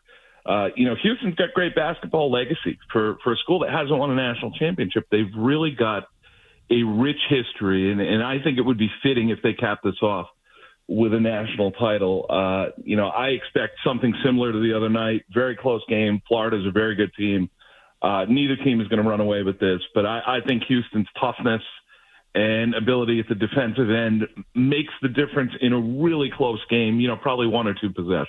I like it. I also like the complete turnaround from a program where I saw over the weekend video of the coach at like the student union there in Houston, trying to get people to go to the home opener, trying to get people excited in the program. And the fact now that I know they're 1.5-point dogs, but it's pretty much a pick 'em on the money line for tonight. And I'm with you, Bill. I like Houston tonight. All right, Bill Koch from the Providence Journals. Thank you so much for joining us again, Bill. Enjoy the game tonight. Thanks, Bill. Thanks, guys. Appreciate it. There he goes. I do think Cooper Flagg is going to be better than everybody even thinks in the NBA. I think he's the next Larry Bird. I think he's the next generational type of player. Easy. I do. I can tell you this. We've had Jeff Goodman, who's seen more than his fair share of basketball over the last 30 years, college basketball over the last 20 or 30 years. He's told us, Hardy, more than once, Flagg is one of the 10 best freshmen he's seen ever. Yes. Ever. Scal had him, Brian Scalabrine, Yep. and trained his parents, asked him to work with him, and he gave him everything, all his NBA repertoire. And Scal's worked with Embiid, other bigs, and everything else. And he said at one point with Cooper Flagg, he said, I can't teach you anymore. You need more, better than me, so go. And I think he's going to be that kind of player. Once he taught him how to beat a 70-year-old Uber driver and talk all kinds of unnecessary crap to him, he said, I have nothing left to teach you. George the Messiah? That's right. He says that's it. And by the way, can I give a quick That's plug before we go to break? My final lesson. You want to give a plug? Yeah. Well, Sure. just for people, because it's Final Four time and everything else. The Frozen Four, BU and Jay Pandolfo play on Thursday against Penn State at 8:30 in the Frozen Four. Third straight appearance for BU, hoping they can get over the hump and maybe face Denver for the national championship on Saturday. One has nothing to do with the other. It's March Madness. It's fun. No, it's not. It's not. It's not the same thing. By the way, the game tonight is on WBZ TV at 8:50. I a half would've- hour earlier, which is great. I would have led with that, Danny, and left the Frozen Four out. Well, it's you. Are they tipping at 8:50? Yes. Okay, that's good. Yes, that is that's good. very. All right, Not don't- 9:22 like they usually do. Great. Okay, so, good. yeah, we'll have the ball is tipped coming up earlier. One moment. You love one shot. I do. I do. You do. It's the best. You and Jim Louth. All right. Come on, Hardy. Have some fun in your life. Let's talk a little Colorado football. We'll do that next here on Toucher and Hardy. Essential Sports Hub headline presented by Celsius Energy Drinks. Celtics won. The Bruins did not. Celtics ran by the Washington Wizards 124-90. They have 4 games left in their season. They visit the Knicks tomorrow night. Bruins got 3 assists from David Pastrnak, but they blew a 2-0 lead and lost in Buffalo 6-3. They have 4 games left in their season. They visit New Jersey tomorrow night. Alexander Ovechkin, career goal number 895. That's the record setter.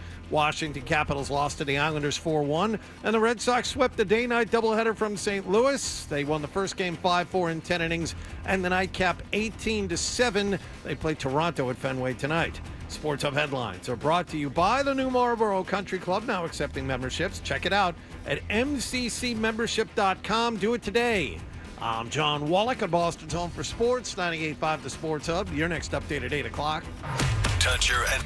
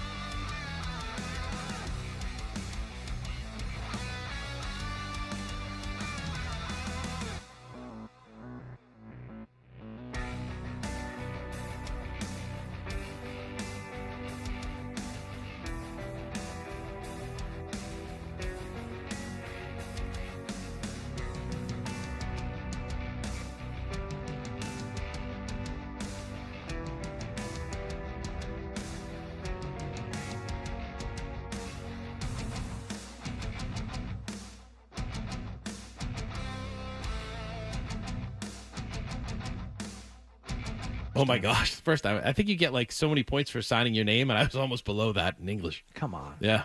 English. It's brutal. What'd you get in I scored English? way higher in math. Well, so did I, by the way. So did I. Yeah, And I know. and I studied broadcast journalism at Syracuse. at the end of high school, I only passed like my last like junior and senior year was math analysis. I think it was called at the time. I could get out of calculus. I got a D- in pre-calc. I got a D in calc. I flamed out in trigonometry. Right, exactly. I was all So done. it was trig and calc. I didn't get. I never understood what the hell he was talking about. Sine, cosine, tangent. What are you talking Thank you, about? Marty. I need this this day, calculator I don't get for it. this. I don't get I it. can take calculus now and have no chance again. I have no idea what the hell you're talking about. Yeah, I no. don't get it. I don't get it. I don't get it. Somehow I passed it. Yeah. And then, but I passed calculus. When I took the entrance exam for Michigan State, I placed into math 082, which is like numbers. Five is more than 4, right? Right? Uh-huh. Like somebody who didn't even know the word calculus, that's the math I got placed football into. players in here, right? But In class. on the SATs, I did better in math than I did in English. Me too. I Like, was how extraordinary stupid. By a in lot. math. Yeah, Yeah. same. By a lot. Oh, this kid's a prodigy. Right. Yeah. Based on my SATs, I was. I was like Rain Man. Oh, the Navy recruiter told me I could be an engineer on a nuclear submarine. Right. You were considering entering the service? No, but But think about that for a moment. Let Whoa. that sink in. Hardy could be an engineer on a Navy submarine. Whoa! I could have done it. Yeah, good and you. All them levers and buttons and stuff. Wait a minute. How did I don't you want to go on a sub, by the way. That didn't change. That's the whole thing. I don't want to be on a submarine. I don't You think. considering entering the Naval Academy? Not the Naval Academy. I was just I talked to a Navy recruiter about just What, going a straight into the bookstore? Navy. The Navy bookstore? Wow. How about that? Wow. How old were you? 17, 18. Was that an option or you just a one conversation? Part of it was a friend of mine, it may have been Chuck Cooley, who was going into the armed forces, and something good happened for him if he got people to go in and sit down and talk to the recruiter. I don't know. The harmonica from Springsteen. Right? What? I guess that song, right? Wah, wah, wah, wah, wah. Wah, wah, wah, wah, wah, wah. What's happening? Like, Is this the second time this has happened on the show? What's going on right now? When he enlisted in the Army, he said he was his dad told him to go enlist in the Army. That song, he has a whole speech about it and everything, too. What is it? Adam, you know that, right? I'm not a Springsteen guy, Dan. Oh. Yeah, that's you baseball people really sweat the And Springsteen. man, I that don't. was all she wrote. No wedding day smile or walk down the aisle. There are people who know what you're Songs talking about like right now, just not in this room. I know some Springsteen. I am unaware of what he's talking about. I don't know. I have to look it up. Yeah, but I went and talked to the recruiter, and I actually thought about it for a second.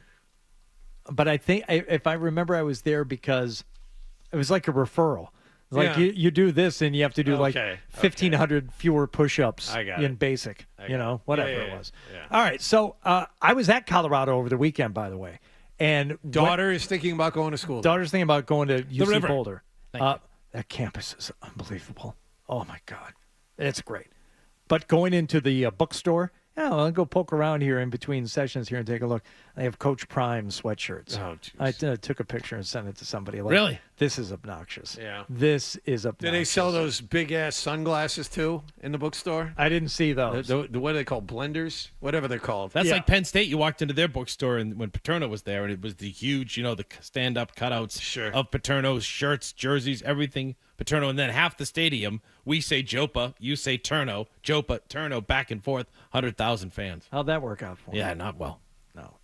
But what is Coach Prime saying now that he thinks Travis Hunter and Shedeur Sanders should go 1 and 2 in the draft? Yes, that's correct. They talked to him afterwards, and that is what he said.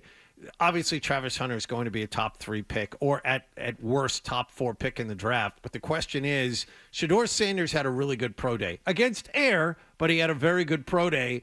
And you heard as we came into this segment where he thinks he is. He's the best quarterback. People should draft him number 1, whatever the case may be. The fascination is, where is he going to go? And New Orleans apparently sent a whole multitude of scouts to the pro day. The Jets and the Raiders, who have picks before New Orleans, didn't send any coaches to his pro day. So just reading the tea leaves, it looks like New Orleans is interested. at 9, I think it is, and the Jets and Raiders, who are 6 and 7, are not interested. It's so funny about the pro day. We were watching it on the TV in the airport as we were flying out, and my daughter, who does not care, a ton about sports, was watching. She says, "What is this?" I said, "It's pro day. It's when all the NFL teams come and look at a certain school's players and what they have to offer in the pro." She goes, "How can they tell anything by what they're doing up there? They don't have helmets on or pads on, and they're Smart girl." And I said, "That is such a great question for.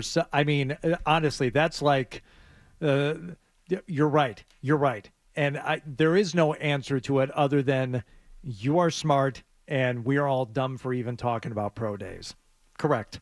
They can't." Yeah. I'm sure there are some things they can tell, but for the most part, no. But that's the biggest news out of all of that wasn't that Shedeur Sanders completed all those passes to Travis Hunter and other people. It's that who attended and who didn't. Who's interested in the pro day and who wasn't.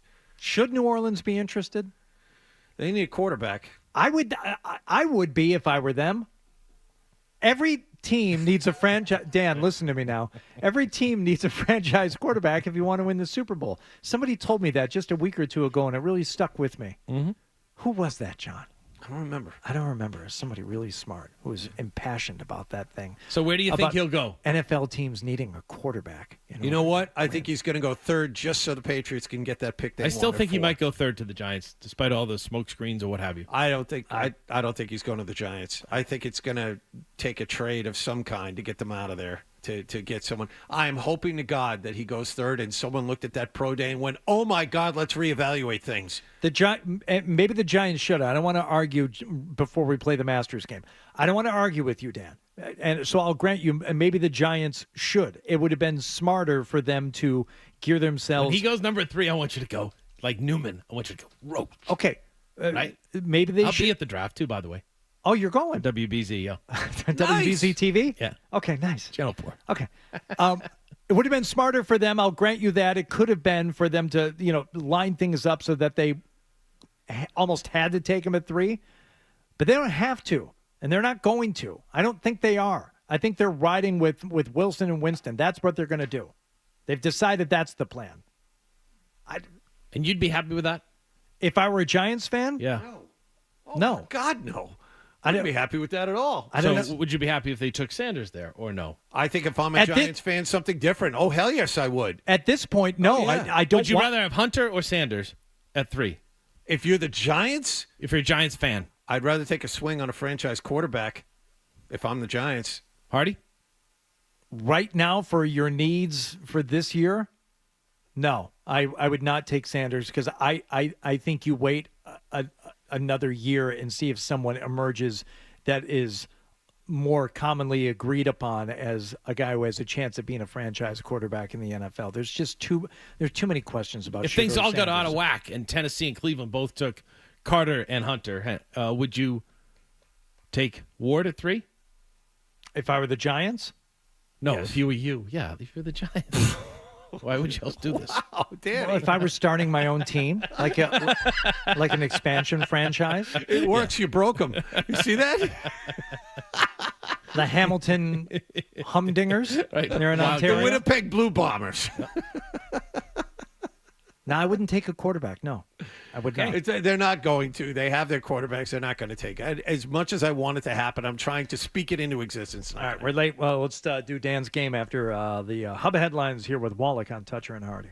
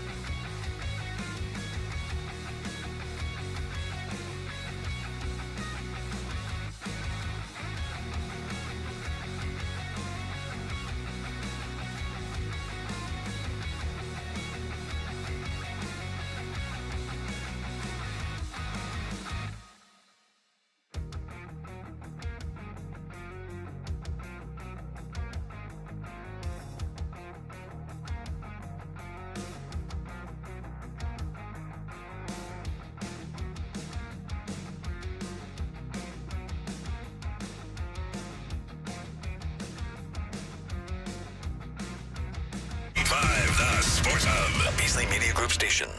Sports Hub headlines, presented by Celsius Energy Drinks. Bruins now only have 4 games left in their season after a loss in Buffalo last night, 6-3. Sabres rallied from down 2-0 after one period. They got a hat trick from Tage Thompson. David Pastrnak, 3 assists to finish off his big weekend. He now has a goal or an assist in each of the last 11 goals the Bruins have scored. They visit New Jersey tomorrow night. Washington Capitals lost on the road yesterday to the New York Islanders 4-1. But in that game, Alexander Ovechkin scored his 895th career goal to pass Wayne Gretzky for the top spot on the all-time list. Celtics have 16 wins in their last 18 games. Drew Holiday drives, spins, mid-block, the following no good. Cornet taps home the offensive rebound. This is crazy. Double-double for Luke Cornet. 12 points, 10 rebounds. That is Sean Grandy here on 98.5 The Sports Hub. Celtics beat the Washington Wizards 124-90. Peyton Pritchard, 20 points. Celtics have 4 games left in their regular season. They visit the Knicks tomorrow night. Red Sox swept the day-night doubleheader from St. Louis at Fenway Park. They now have 5 straight wins. They took the first game 5-4 in 10 innings on a walk-off double from Wilyer Abreu. Rafael Devers, 4 hits in the nightcap. And the Red Sox won that one, too, 18-7. They play Toronto at Fenway Park tonight. The Blue Jays last night reportedly came to terms with Vlad Guerrero on a 14-year, $500 million contract extension. And Connecticut won the Women's Basketball National Championship yesterday, 82-59. The men's title game is tonight in San Antonio, with Houston playing Florida.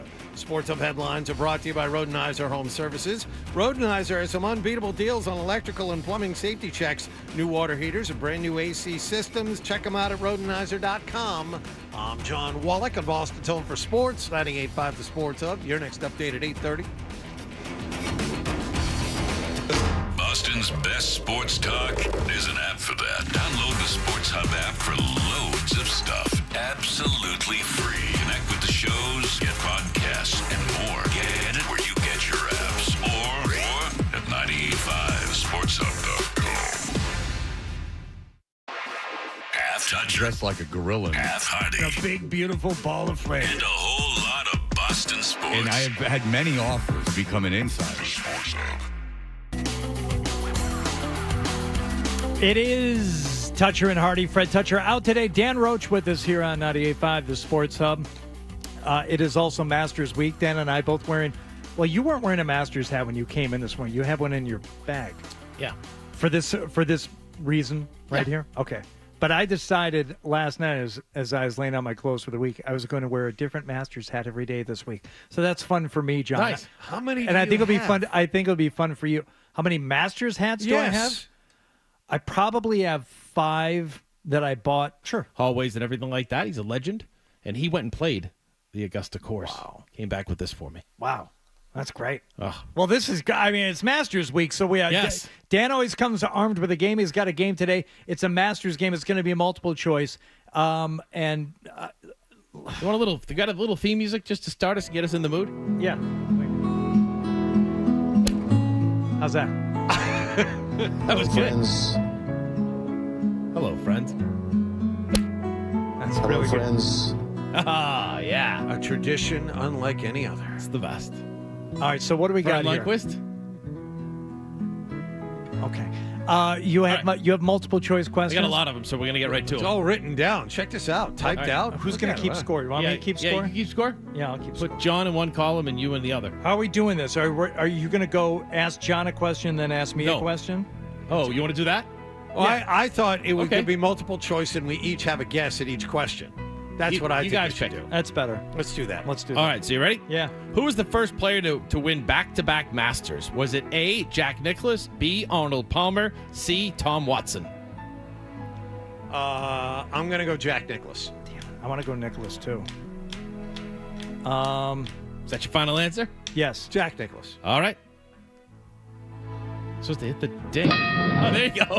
Did we both get it right? Yes. Yeah, very good. I got one. 1965, 1966. All right. First time.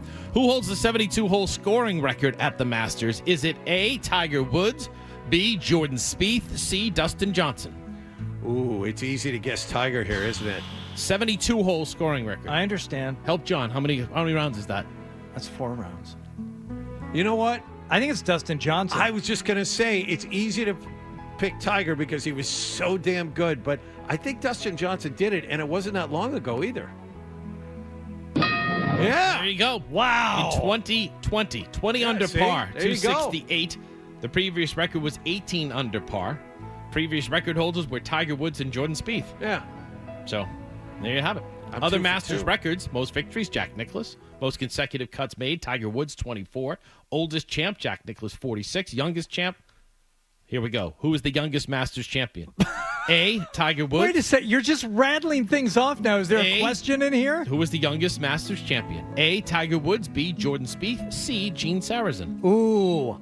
I think Spieth eclipsed Tiger by a tiny little bit. I think it was Spieth. Boy. You'd be smart to go Tiger on this one, John, just for the action. Yeah, we'll go a little different. We'll go a little different. My first instinct was Tiger, so I'll go Tiger. John? Sorry, Hardy. It's Whoa! Tiger. Yep. How am I winning at this? Spieth was close, though, right? While Woods holds the record at age 21 years, 3 months, and 14 days, breaking the previous record held by Seve Ballesteros in 1997 when Tiger did it. The youngest winner, Jordan Spieth, is another notable example, winning the Masters at the age of 21 years, 8 months. Oh. So 5 months older. All right, so John's up 1. Hello, friends. Nice. Thank you, Jim. Who was the only player to post all 4 rounds in the 60s at the Masters? Oof. Was it Lee Westwood, Cameron Smith, or Tom Watson? All 4 rounds in the 60s. All right. I'm going to go off the page, Hardy. Here's a chance for you to get back into it. I think it's Cameron Smith. Tom Watson. John? Oh!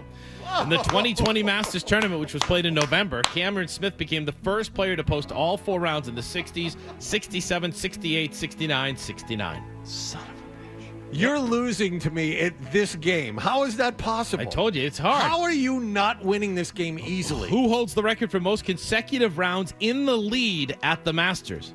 Is it A, Jack Nicklaus, B, Jordan Spieth, C, Arnold Palmer? I see, Tiger. I would have guessed Tiger. Say those 3 again. Is it A, Nicklaus, A, Woods. Jack Nicklaus, B, Jordan Spieth, C, Arnold Palmer? Consecutive rounds in the lead. No pressure. No pressure. You're losing, but no We're pressure. almost done. You guys are good. We've blown right through this. How many of these do you have left? A couple. And then I got some bonus. Oh, I was just going to say, I could clinch the title here if you get Yep. this wrong. All right, let me find this one again. Is it A, Jack Spieth. Nicklaus, Jordan Spieth, or Arnold Palmer? I'll give you a chance to get back into it. I'll say Palmer. It is Hardy. Jordan Spieth. There you go. Nice job, Hardy. Right back into Yep, it. 5 is the most consecutive rounds in the lead achieved All by right. Spieth at the Augusta National Golf Club on April of 2016. Oh, so you're saying it was at Spieth Augusta? Won all 4 rounds in the 2015 competition. He then extended this tally by completing the first round of 2016 with a score of 66. So you're saying this tournament's at Final Augusta? question before the bonus. Yes, John. Who has finished runner-up at the Masters the most times without ever winning? Finished runner-up the Masters most times without ever winning. Colin Montgomery. Ben Hogan, Jack Nicklaus, Tom Weiskopf. Weiskopf. I'm saying Hardy? Weiskopf. I'm locked in. It's Weiskopf. Ben Hogan. Jack Nicklaus, Tom Weiskopf. And they never won it. No, they've won it. Oh. But who holds the most runner-up finishes? Oh, Nicklaus, because he's got the most runner-ups in majors. And you said? Record. Weiskopf, I said.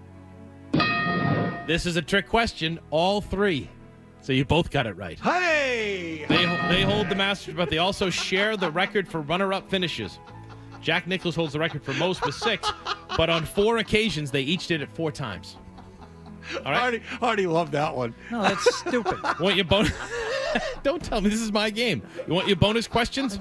Yeah, because How I'm much of down these 1. I had a chance to win there, and I want a chance to tie. All right, we'll say for this question, whoever comes the closest. Okay. All right. How long is Magnolia Lane, the entrance road to Augusta National Golf Club? Okay. Closest yards? or closest without going over? Closest.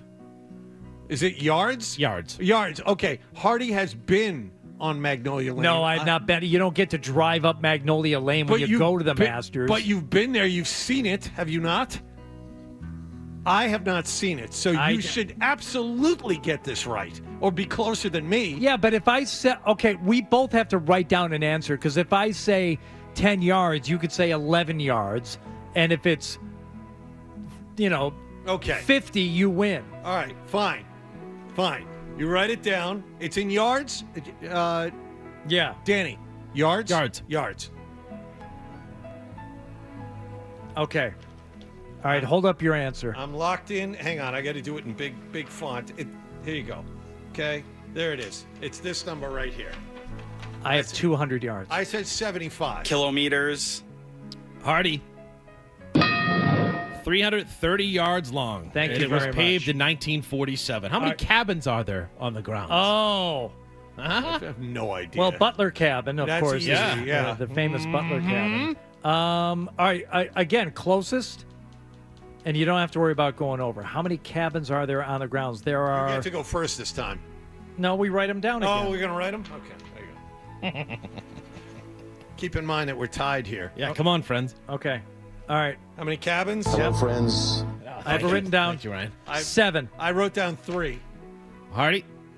There are 12 Thank you. cabins. 12 Thank you. cabins. Lastly, Hardy, this is just for you because you walked the grounds. Between holes 16 and 17, Congratulations. there is a plaque honoring a player. Between holes 16 and 17, there's a plaque honoring a player. Who is that player?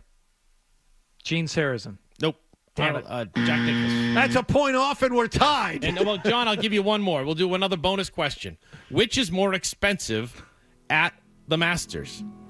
Is it, out of these 4, which is the most expensive? Peanuts, Southern cheese straws, cookies, or Georgia pecan caramel popcorn? Which is the more expensive? You don't know this.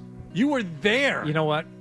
Peanuts, Southern cheese straws, cookies, Georgia pecan caramel popcorn. Just don't even. Just to determine the winner, you got to pick something different. I'm going to say they're all the same. John? No. One more time. I just Peanuts, Southern cheese straws, cookies, Georgia pecan caramel popcorn. I'll say the popcorn's the most expensive. Pick one, Hardy. Cheese straws. Hardy. Oh! Winner, chicken cheese straw dinner. Okay. right. I took the last 3, John. You got to give it to me. Yeah, congratulations on a contest you should have won a lot to a little. What? This is your thing. This is your Super Bowl, the Masters. How do you Hello, not friends. rule this game? How was I even close in the first place? And by the way, in case you were wondering, on Saturday and Sunday, the Masters is on what channel, Hardy? WBZ TV. Yes, indeed. It starts at 12 p.m. with Paramount Plus on both days, and then at 2 to 7 p.m. on both days, it's on CBS WBZ TV Channel 4 with Jim Nantz. And he would say when he starts, Hello, friends. there you go. very good. A tradition unlike any other. Did you see that Nance has already proclaimed to the world that he's going to hang in there till the 100th, 11 years from now? Oh, really? And that's when he's going to retire. Wow. When And he's at the university. He was crying the other night after the University of Houston won. Did you see that? Yeah, I did. He didn't go to the university. Yes, he did. Yes, he did him He went to Freddie the Couples. Oh, Hardy. He You're went a to the golf University person. of Houston. You host a golf show. Oh, I thought they were at A&M or something. No, it's a big thing. There's a Yeah, 30 I know for they're- 30. I know they're Fly at Slamma Jamma. He was the guy who was originally the PA announcer. All I can say, we got to okay. take a break. We got Mark Daniels coming up. I got to say, you, Hardy, disappointed after that last note about Jim Nantz. But because I had the wrong college in the state of Texas? Yeah, anybody knows. That's Him a and Fred point Couples, off, they and were we roommates. finished tied. Him and Fred Couples were roommates. Well, I know. But Thank you, Ryan. Unfortunate. I get him confused with Lyle Lovett and Robert Earl Keane, who were also roommates, but at a different school in Texas. course. All right, I we'll be right understand. back. All right. Yeah, we will be with Mark Daniels. Stay with us. Hello, friends. More Toucher and Hardy.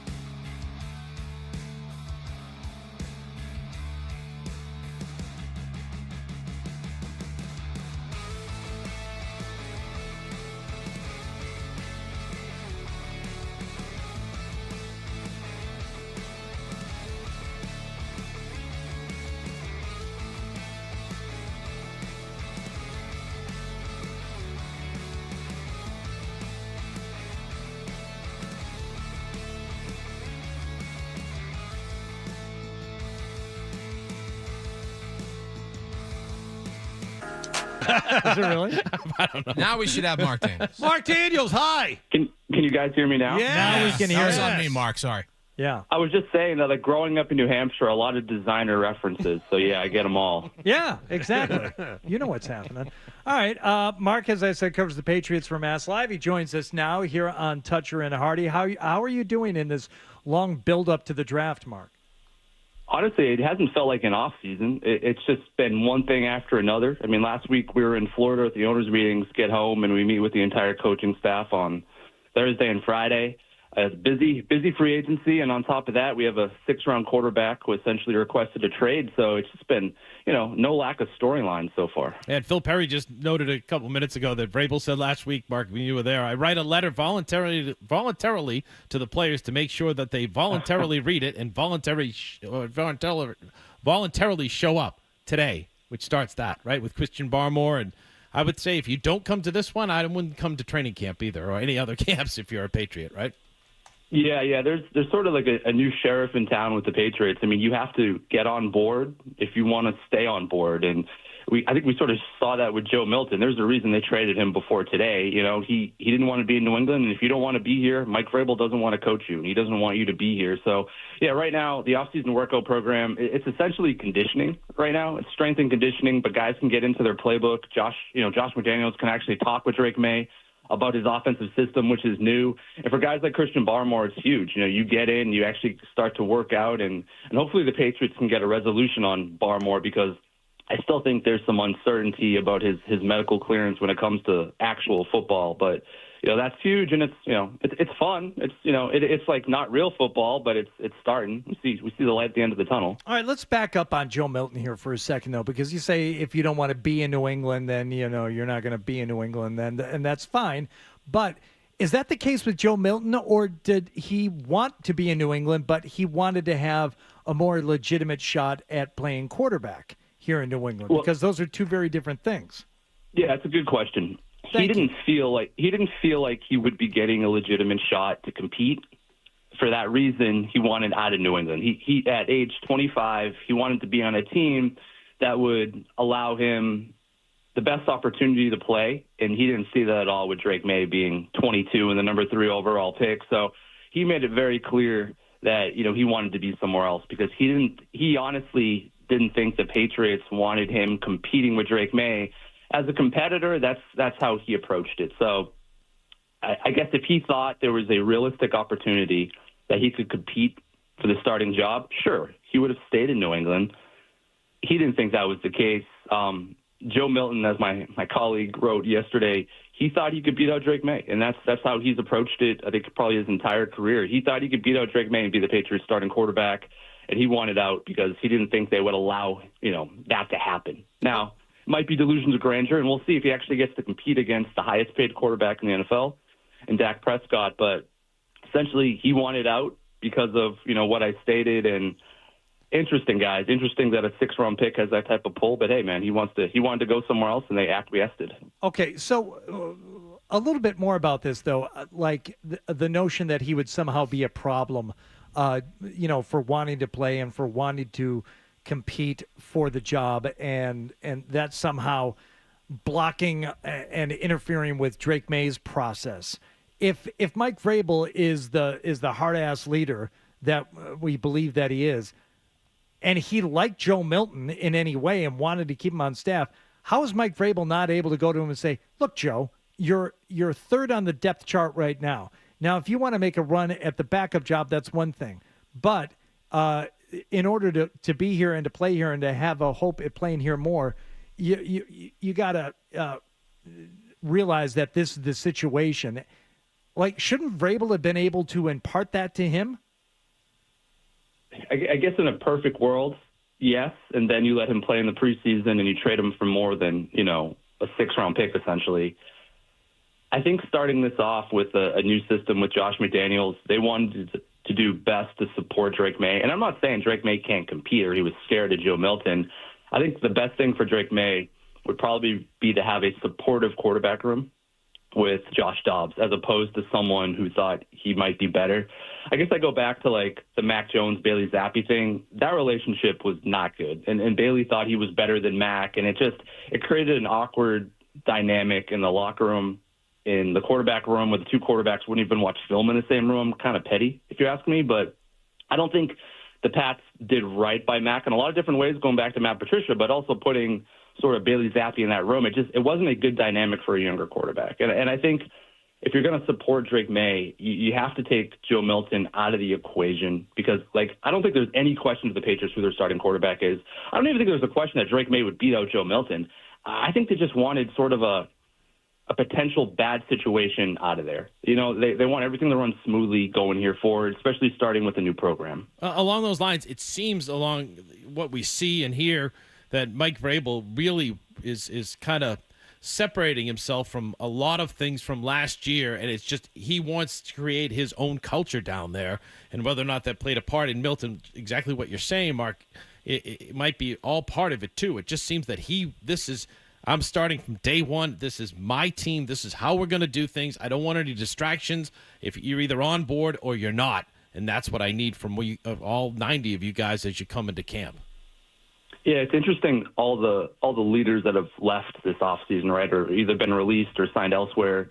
David Andrews, Juwan Bentley, Jonathan Jones, Dietrich Wise, just, you know, guys who other players in the locker room really counted on for leadership. And Mike Vrabel has really wiped that slate clean. I mean, they've brought in multiple guys who have been captains. Robert Spillane, Marcus Epps are both captains for Josh McDaniels in Las Vegas. But he's really, really starting with this new base foundation of, all right, I'm going to bring in my own veterans, new leaders, and the old leaders are out. I'm going to do it my way. You know, I guess I kind of like it better than what the Patriots did last year with Gerard Mayo, right? I mean, their off-season acquisitions were essentially re-signing their own players. Well, you know, trying to re-sign players who were leaders under Bill Belichick was different with Gerard Mayo and his leadership style. Mike Vrabel knows what he wants, right? He's I don't want to call him stubborn, but like he knows how to get from point A to point B and the type of players that are going to work in his program. So I think it's a good thing they're getting guys to be on board, and you know they've identified certain type of styles, leadership to sort of start anew here, a new chapter in New England. Before the NFL draft arrives, and maybe they find one in the NFL draft, maybe even take one in the first round, the Patriots have one really good wide receiver, but he's coming off a major injury. You spoke to Stephon Diggs and his therapist, and they are shooting for week 1 of the regular season. Do you think that's going to happen? I'm hesitant to say it's going to happen. I mean, in an ideal situation, yeah. I mean, yeah, the physical therapist I talked to said, 14 years of doing this, and he hasn't seen anyone, progress like Stephon Diggs. Diggs is just we've heard about his fire and his competitiveness, and I guess it's been that way in rehabbing. I mean, he's working out with a group of people that include like CeeDee Lamb and, Rashee Rice is also coming back from a knee injury, and a lot of NFL players. And my understanding is he's been a leader, among that group, but he's definitely progressing and ahead of schedule. And the key is to keep him ahead of schedule and get him ready for week 1. I'm always hesitant. You're over 30. You suffered a torn ACL in week 8.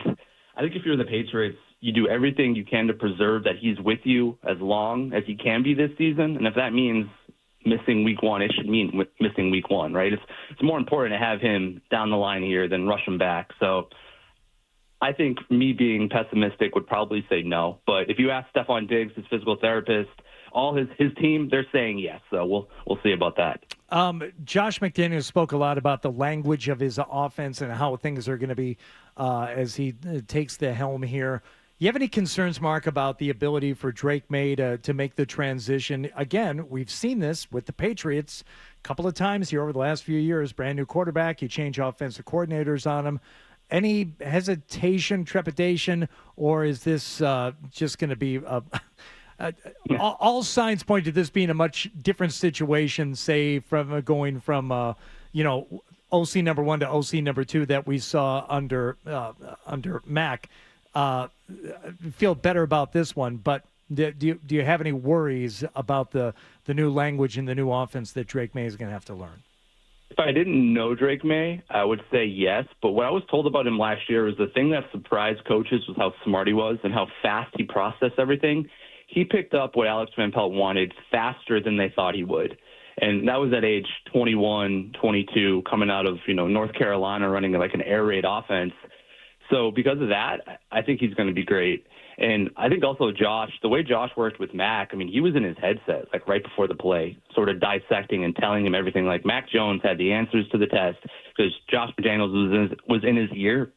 And if Mac Jones played like that in 2021, I fully expect Drake May to be better, right? I mean, Josh is probably one of the best offensive coordinators in the NFL, and he's going to work with Drake May to also fit some stuff to his playing style. Like, obviously, a much, much different prospect than Mac Jones was. And I think we'll see him tweak the offense a little bit to fit Drake May's athleticism.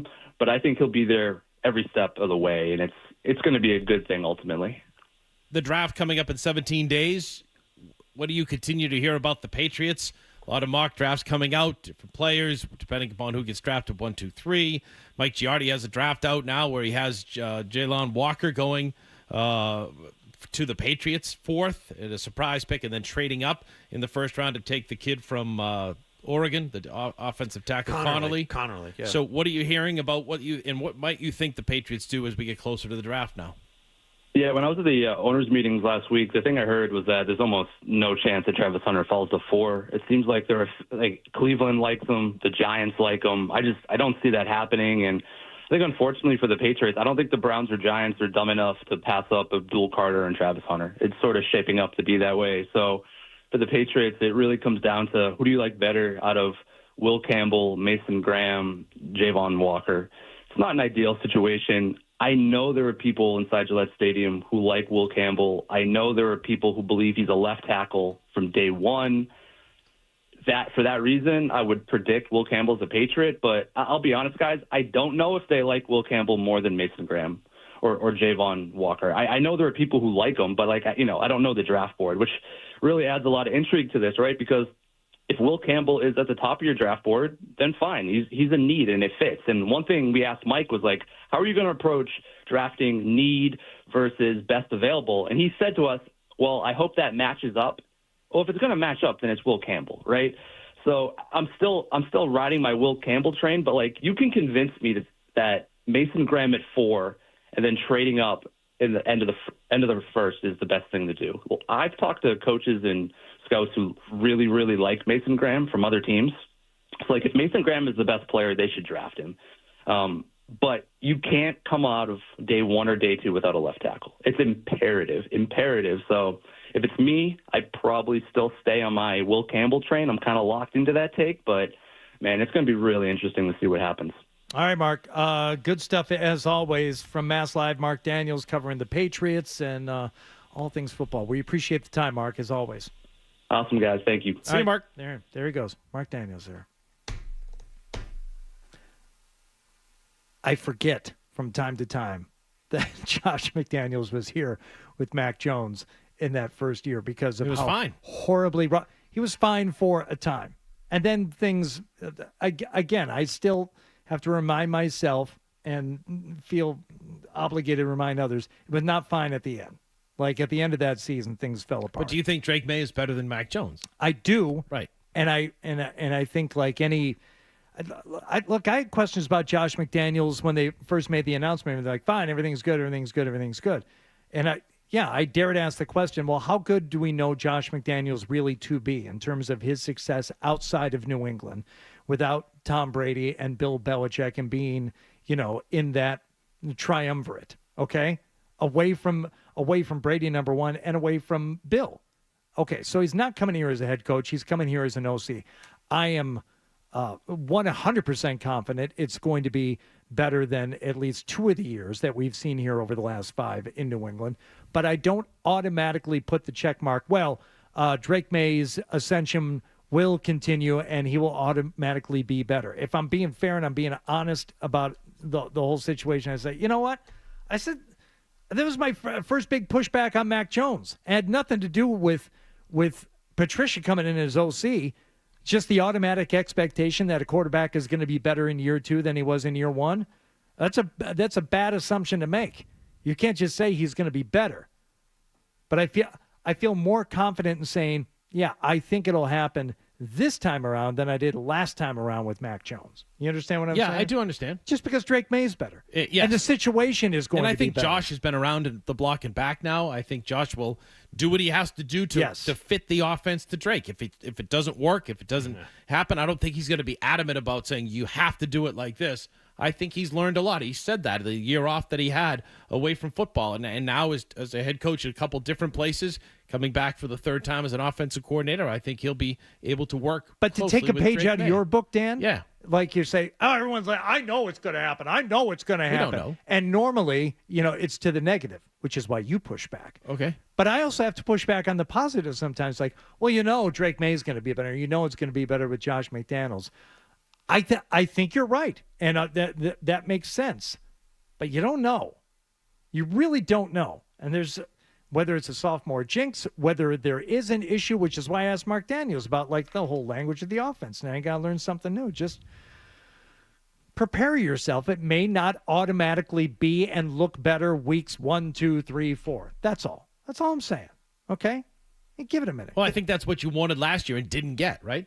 Last year, you wanted them to be better in the second half of the season, to look like a team, to look like a playoff team, a potential playoff team, and play that way. That didn't happen. No. So now we'll see if it happens this time around. All right. As you've figured out by now, Dan Roach is in for Fred this morning, so we will continue. Headlines here from Wallach. We'll do that right now. All right, let's do that. Essential Sports Hub headline presented by Celsius Energy Drinks. Bruins lost again, this time in Buffalo 6-3. Tage Thompson a hat trick for the winners. Bruins have 4 games left. They visit New Jersey tomorrow night. Washington Capitals lost on the road to the New York Islanders 4-1, but Alexander Ovechkin scored the Capitals' goal and is now the NHL's all-time leading scorer with 895 in his career. Celtics beat the Washington Wizards 124-90 at TD Garden. They have 4 games left in the regular season. They visit the Knicks tomorrow night. Red Sox swept the day-night doubleheader from St. Louis at Fenway Park. They took the first game 5-4 in 10 innings, and the night game 18-7. Red Sox have won 5 straight. They play Toronto at Fenway tonight, and the Blue Jays last night reportedly came to terms with Vlad Guerrero on a 14-year, $500 million contract extension. Sports Hub headlines are powered by the commuter rail. Baseball season's here. If you're heading to Fenway for a game, just take the train to Lansdowne Station. It's only a 3-minute walk to the ballpark. Get tickets with the M-Ticket app. I'm John Wallach of Boston's Home for Sports, 98.5 The Sports Hub. Your next update at 9 o'clock. You're listening to Toucher and Hardy on the Sports Hub. Clogged drain never happens at a good time. John Sewer and Drain Cleaning with over 50 technicians on the road at locations in Woburn and Norwood can be at your location fast. Call John Sewer on call 24/7 since 1976. Visit johnsewer.com. Imagine this. It's 10 o'clock and time to go to bed. Scary, right? It might be, especially if you fear the chance of an accidental leakage and skin irritation. Well, if that's the case, you need to try Tena Sensitive Care Overnight Pads. Its skin comfort formula acts as a barrier to help protect your skin and provides triple protection against leaks, odor, and wetness, helping you feel secure throughout the night. With Tena Overnight Pads, your nights will be smoother and your days brighter. Try them now and have a smooth night. Think about how much time you spend at home. Does your home really make you feel great? If not, it's time to change it. Now picture yourself coming home, seeing beautiful new furniture from Jordan's. Eating out or a vacation, those things just come and go. But walking into your room and loving what you see, you'll enjoy that every day. Right now, come to Jordan's Furniture and get 15% off everything or get up to 60 months with no interest. Call 1-866-245-4722 for financing details. Restrictions apply. Subject to credit approval. Mass General Brigham Health Plan thanks its members for rating us #1 in member satisfaction among commercial health plans in Massachusetts for the 2nd year in a row and the most trusted by J.D. Power. Mass General Brigham Health Plan. When your insurance coverage is connected to a world...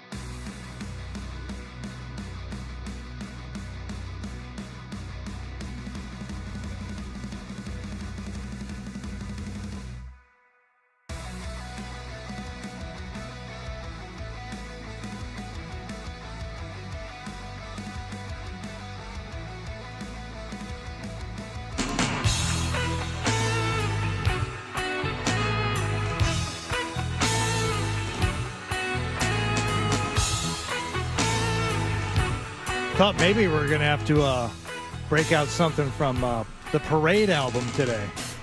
Ooh. You know what song I thought we were going to have to play today?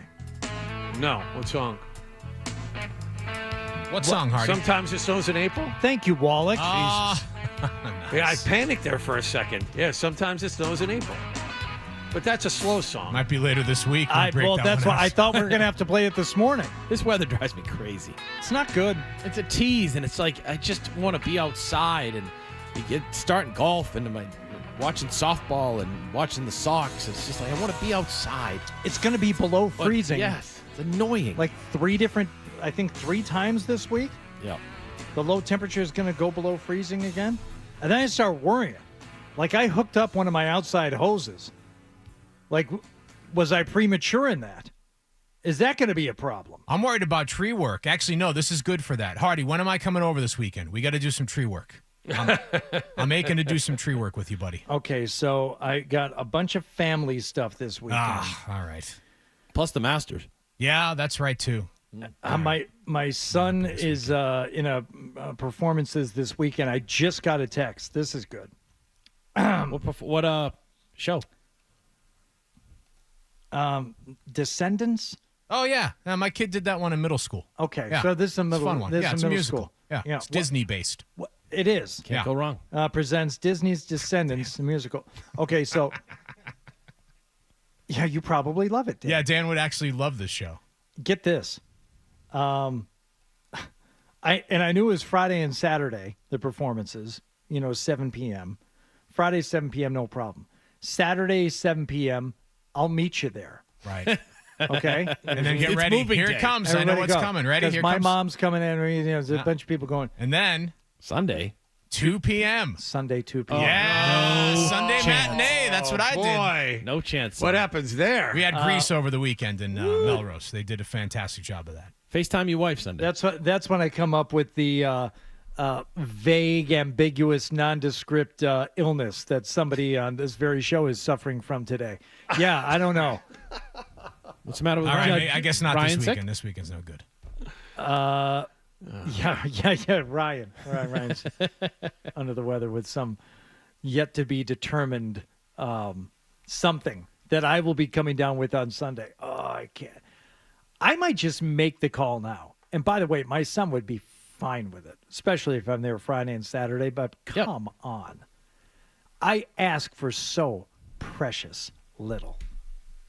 Can you just let me alone on question. Sunday of Masters weekend? Quick question. Does the kid have a lead in the show? No. Then you only have to go once. I don't. Okay. How many lines are we talking?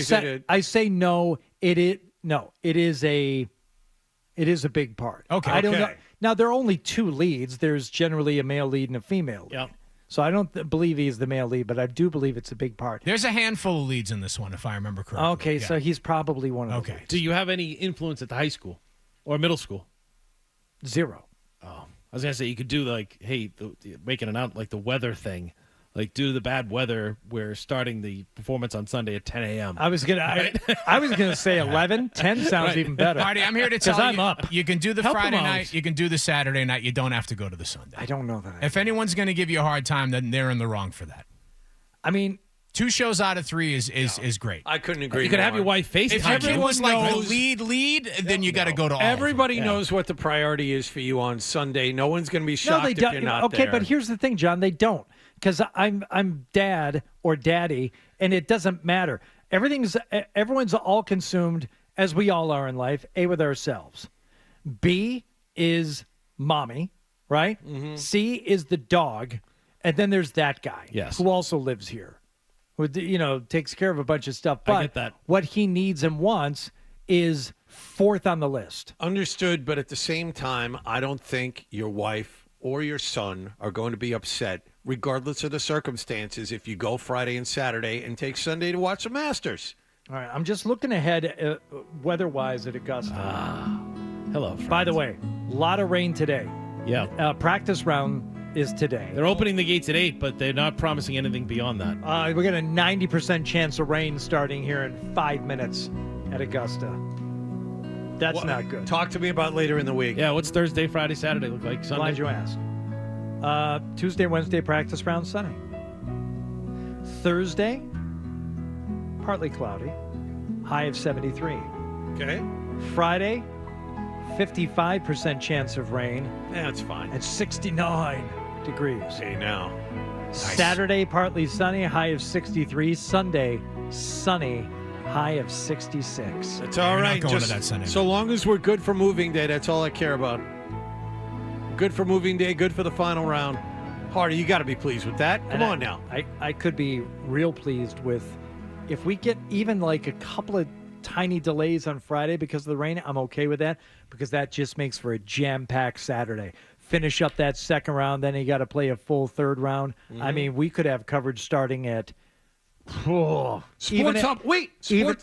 Hub Golf Club. After the When does that start? It starts this weekend, right? It's actually a week from this weekend. We're changing things up a little bit this year. The first episode. 98.5 The Golf Club. So you're not having one of these shows in the middle of Masters weekend? It wouldn't be in the middle. It would be a Sunday morning of Masters weekend. Oh, sorry, at the tail end, before the final round? The first episode of the Sports Hub Golf Club will be Masters recap. That will be episode number 1. You don't want to run down the first 3 days of the tournament? Normally I would, but we're changing things up this year. If you can wait just one extra week, we're going to have lots of cool stuff on the Sports Hub Golf Club this year. It'll be worth the wait. What can I say? Disappointed. Well, you'd never listen to it anyway. Who's going to win? Who are you rooting for? You know what? I root for the golf course. That was such a dumb question. Just give me somebody. I'm rooting for Rory. I hope Rory wins it. Why? I don't know. I just want to see him accomplish it. I think it'd be cool. Good old-fashioned American guy. Ludwig Oberg, who you mentioned earlier, John. I did. He is my bet to win. Although I found out, and I had forgotten this, he was the runner-up last year, so it's not exactly a cute bet. Yeah. It's something else. Yep. You know, he was the runner-up at the Masters. I like Sepp Straka a little bit. Does that sound strange? No. Hardy? Did you watch Brian Harmon yesterday finish things off pretty at good, the huh? Valero? Yeah. Nice player. And then I'm going to give you a dark horse. You ready for this? Yeah, go ahead. Nikolai Hogard. No chance. Okay. Just remember that, John. All right, step aside. We'll get the headlines from Wallach, and then we're back talking about the big Red Sox home opener weekend. That'll be happening next year on Toucher and Hardy. Hold on. You're listening to Toucher and Hardy on the Sports Hub. Find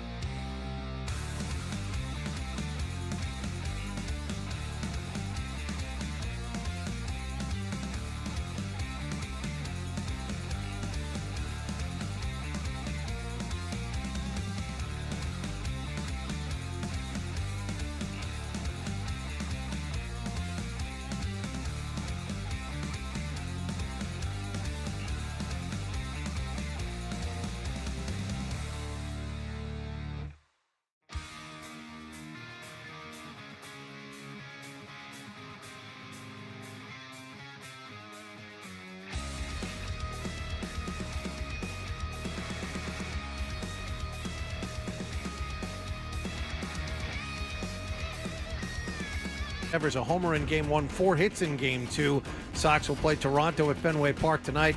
And the Connecticut Huskies won the women's basketball championship yesterday, 82-59. The men's title game is tonight with Houston playing Florida. Sports Hub headlines are brought to you by Associate Roofing. Contact Associate Roofing today for a free roof inspection. Go to AssociateRoofing.com. I'm John Wallach at Boston's Home for Sports, 98.5 The Sports Hub. Your next update at 9:30. Here we go. Boom. I win. Kaboom. Yeah. Hit somebody. We've got a passion for Boston sports. Get angry. 98.5 The Sports Hub. Fred describes himself in 7 words. A guy in tights and a cape. And Hardy with blunt honesty. I am not known as Mr. Fun. Dutcher and Hardy continues on the Sports Hub. It's going to be a beautiful day. Packed house. We just play a really good team in Baltimore. We won the series. And like Roshi says, the vibes are good.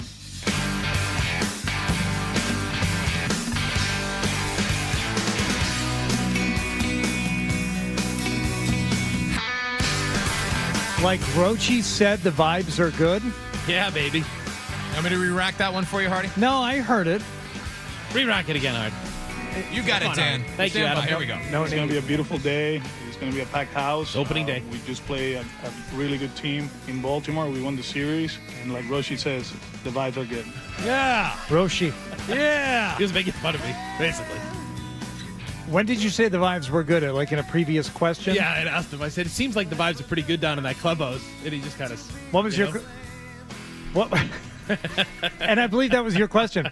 Vibes are good, right? Huh? It's kind of like saying, how much do you like your team with the positive vibes that are becoming, and talking to Devin Benson, the PR guy with the Sox for a while. He just said this good mix of blend of youth, veterans, and things. So I got a little positive vibe, and I just passed it along my question. Are good vibes good? Yeah, exactly. Yeah. How happy are you? You got to ask the leading question. You know, like Steve Burton would walk up to Alex Cora and go, vibes, huh? Right. Huh? Tap him on the Vibes. chest. Vibes. Talk Vibes. about it. Talk of vibes. Talk about vibes. Yep. Yeah. That's a Burton signature. Well, there's something else that was getting talked about last night, Sunday Night Baseball. I think this needs to be explored a little bit more, and in the maybe larger context of baseball in general. But Abreu's throw? No. This has to do with bats. Oh, okay. All right. Oh, what are you? I'm kind of over the whole bat thing. Okay, but this is something related to it. It's not necessarily the torpedo bat. It's something else. Donovan now up, and this guy, Brendan Donovan, he sort of superseded the whole torpedo bat thing with his own bat because he's moved the meat of the bat down a little bit. Okay, so we're moving the meat down a little bit into the bat. Toward the barrel. You're familiar with this? Yeah, toward the label. Okay. The cupped bat that he uses is actually a lot deeper. It's 2 inches deeper than any other bat that you see. Like right here, there's so much, and you see how deep your fingers, even though they're very short. That's 2 knuckles for me. Excuse me? I'm sorry. We have a That's meeting. 2 knuckles for me. We have a meeting in the morning. Well, yeah. And it's 5:45. This just came across. And you go through everything that you're going to be talking about. And at 9 o'clock, hey, let's talk MLB. Yeah. Lot going on and everything else. And this is what you want to talk about. You see how deep your fingers. Right? This is what you're going to do. You're going to go back to Fred's level. Is that what you're trying to do? Why is this Fred's This level? is baseball. Yeah. He said you moved the meat down 2 inches. Yep. You guys and you. It's 2 inches deeper. Your sex connotations and everything else. Who says we're talking about that? We talk about the game. We are talking about We're talking about the game. We're talking about a bat. Your fingers, even though they're very short. That's 2 knuckles for me. You have to place your fingers differently when you move the meat of the bat down 2 inches. All you clowns on sports radio, that's all you do is bring it down. There's so much, and you see how deep your fingers, even though they're very short. That's 2 knuckles for me. Yeah. Right there. That's locker room humor. Right there. It's right there. That's not good vibes, Hardy. Can we talk about? Can we talk? No, because you're not going to have a serious conversation about I it. wanted So don't make fun of me by saying it. The whole conversation. I want to have a real conversation about this. I want to You're have being a sarcastic. conversation You're about being a being dink. 2 knuckles deep in the bat. You're being a dink. That's it.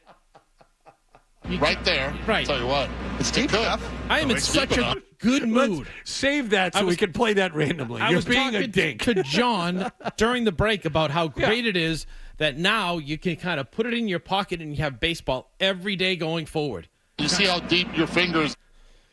So I'm in a great mood. I'm in a wonderful. I had such a good weekend with sports and everything going on. I just love this time of year. Deep enough. And you get the NCAA game tonight. You get the Masters coming in. You get the games going on. Baseball's back. Celtics begin their playoff journey. I wish the Bruins were too. The BU's trying to win the Frozen. There's so much going on, and you're going to go down to this childish level. It's 2 inches deeper. You're a dink. I think that was a great analysis. It's about not by you, Dan, by Eddie Perez. I don't know why you're getting so upset unless your mind is taking you to this place that I don't understand. Right, We're talking about a bat. ha. We're talking about a bat. Yeah, this is what you wanted to do this segment. You wanted to bring me down. You did. That's 2 knuckles for me. Look, right there. Tell you what, it's deep enough. So it's deep enough. Plenty deep enough. Come on, Dan. Dan. Come on. You finally got a rotation. You finally got some depth on Major League teams. Dan, why aren't this you is what you want to interested talk about? in moving the meat of the torpedo bat down 2 inches? Just moving the meat and going 2 knuckles deep. I don't understand. Yeah. Why you have to make it something that it's I don't not. understand why you have to take it to this level. You're going to have a nice conversation with me. I didn't. It was Carl You Ravitch. said you were coming in. You were going to be positive today with me. I'm very positive. It's a big smile on his face, actually. Yeah, he thinks this is funny, John. Is that He's what it is? being a dink. Is actually a lot deeper. It's 2 inches deeper than any other bat that you see. Like right here, there's so much, and you see how deep your fingers, even though they're very short. That's 2 knuckles for me. You know what's pretty good is the Red Sox listened to their fans. 6:45 start tonight instead of 7. Actually, 6:45 the next huge. couple of nights, Yes. and then a 4 p.m. I know. Isn't that nice? Thursday? Yeah. Getaway day. It's up to 4 p.m., which is good. Right there. Tell you what, it's deep enough. So it's deep enough. Plenty deep enough. The tip-off for men's college basketball is at 8:50 now instead of 9:20. Good for us people. Good for you guys who have to get up tomorrow. It's 2 inches deeper. How about the throw Abreu made yesterday, huh, John? A laser beam from right field. It was like couldn't say enough good things about it. Dwight Evans like. Yes. How many knuckles deep should be the standard? I hosted a roundtable with Cecil Cooper. Remember Cecil Cooper? 1975. Rick Wise Rick and Wise. Dwight Evans. 19 wins On in 1975. 50 short years ago. Rick Wise, right? Listen to this, the difference in baseball today and then in 1975 was 19-12. Yep. With a 3.95 ERA, 35 starts, 255 innings, and 17 complete He games. was the Right? second starter on that team behind Louis. Yes. Yeah. What was the average age of the attendee at your 1975 Red Sox fireside chat that you held? I don't know, 76. How many oxygen tanks? No, there were a lot of kids there. Kids? Not alone. Nope. They were with grandfathers. There are no work for the kids. Red Grandfather took them off the father's hands, brought them to your meeting. I mean, in terms of people who actually witnessed it and can remember it, Wallach, you remember the 75 I do. World That was the Series. very first team I ever followed was a 75 team. Okay. Now, that's good. As a kid, yes. But anything before that now, when you talk about the Miracle on Ice team, whatever the hell they call themselves. 1980, yes. No. The 67 Red Sox. Impossible Dream. Impossible Dream, yeah. The sorry. catching crew is coming through with Mike and Russ and Ellie, Adair Jones, Andrew Foy, and Rico Petroselli. Kyle You don't remember Yastrzemski. that team? Right. And golly gee, there's Tony C with homer number 20. Whoa, We may there's- not win the flag, boys, No. but at least we'll scare them plenty. No, that was But you don't remember No. that day. I remember that because of that album. Yeah, but were you No. even alive? Yeah. Okay, barely. Yes. All right. So if you're going to celebrate these things, Yes. now's Well, the so time to last do it. year I did a panel at this time with Mike Timlin, Johnny Damon, Trot Nixon, and Keith Folk. That was fun too. You know, That's fun. more relatable to maybe you young people, right? I think they're trying to relate the game to all of us when they talk about this stuff on the on the national broadcast. And he sort of superseded the whole torpedo bat thing with his own bat because he's moved the meat. Would you of the guys bat. say, has there been a resurgence of younger people in the game, though, because of people like Tyler and people like Jared and what they've done as far I know, as it's Ask Beaton. promote the game? Beaton's our young guy. Ryan, how old are you? I'm 25. Do you watch baseball? Do you like baseball? Yeah, my dad was a baseball fan, so growing up, I always Can you watch a whole game? Yeah, for sure. I Yeah. mean, now they're so short. Like That's the thing. That's the best part. Last couple of years, they've really brought the younger demo back If into it. I was commissioner of baseball, I would go all in and more on all these things to shorten up the games. On Sunday, I would play 2 7-inning doubleheaders, and everybody buy an adult ticket. Kids get in free. Let's go Masters-type concessions. I would do anything and everything to have that. How about when the Red Sox got rained out the other night? Right? You mean when they wait had a and 4 they p.m. wait. first pitch, Yes. the forecast had heavy rain for Yes. the next 12 hours. Eric Fisher said they it let the everyone, night before. They let everyone Yes. into the ballpark for 2 hours, made them sit there You and got to then pay called it. $50 to park, and then you buy concession and everything else. It's like, That was come on. good. That was good. But I would shorten games. I would do everything that you want to do as far as speed of the game, keep it going. 7-inning Make it doubleheaders. nice. That's on minor league Sundays. stuff. No. Yes. No. Why not, John? Because stats don't really matter anymore. Ask baseball- Hardy. No stats matter. No, see- 56-game hitting streak. Who cares? So why not? So because of the steroids, no stats really matter. So just do things to make the game shorter. Danny, don't be like that. You don't want to get rid of the 9-inning game. I'd be fine on Sunday playing a doubleheader. Give them Monday off, doubleheader Sunday, 2 7-inning games. Kids come to the ballpark, make it a day game. Got to start at noon. Kids come to the ballpark free with an adult. Concessions cheaper. Signing autographs at different parts of the park, pregame, and all that kind of stuff. Let's celebrate the game. Most enjoyable game I've attended in the last 5 years, 2021 Sunday doubleheader. My son and I went to the 1 o'clock start, 7-inning game.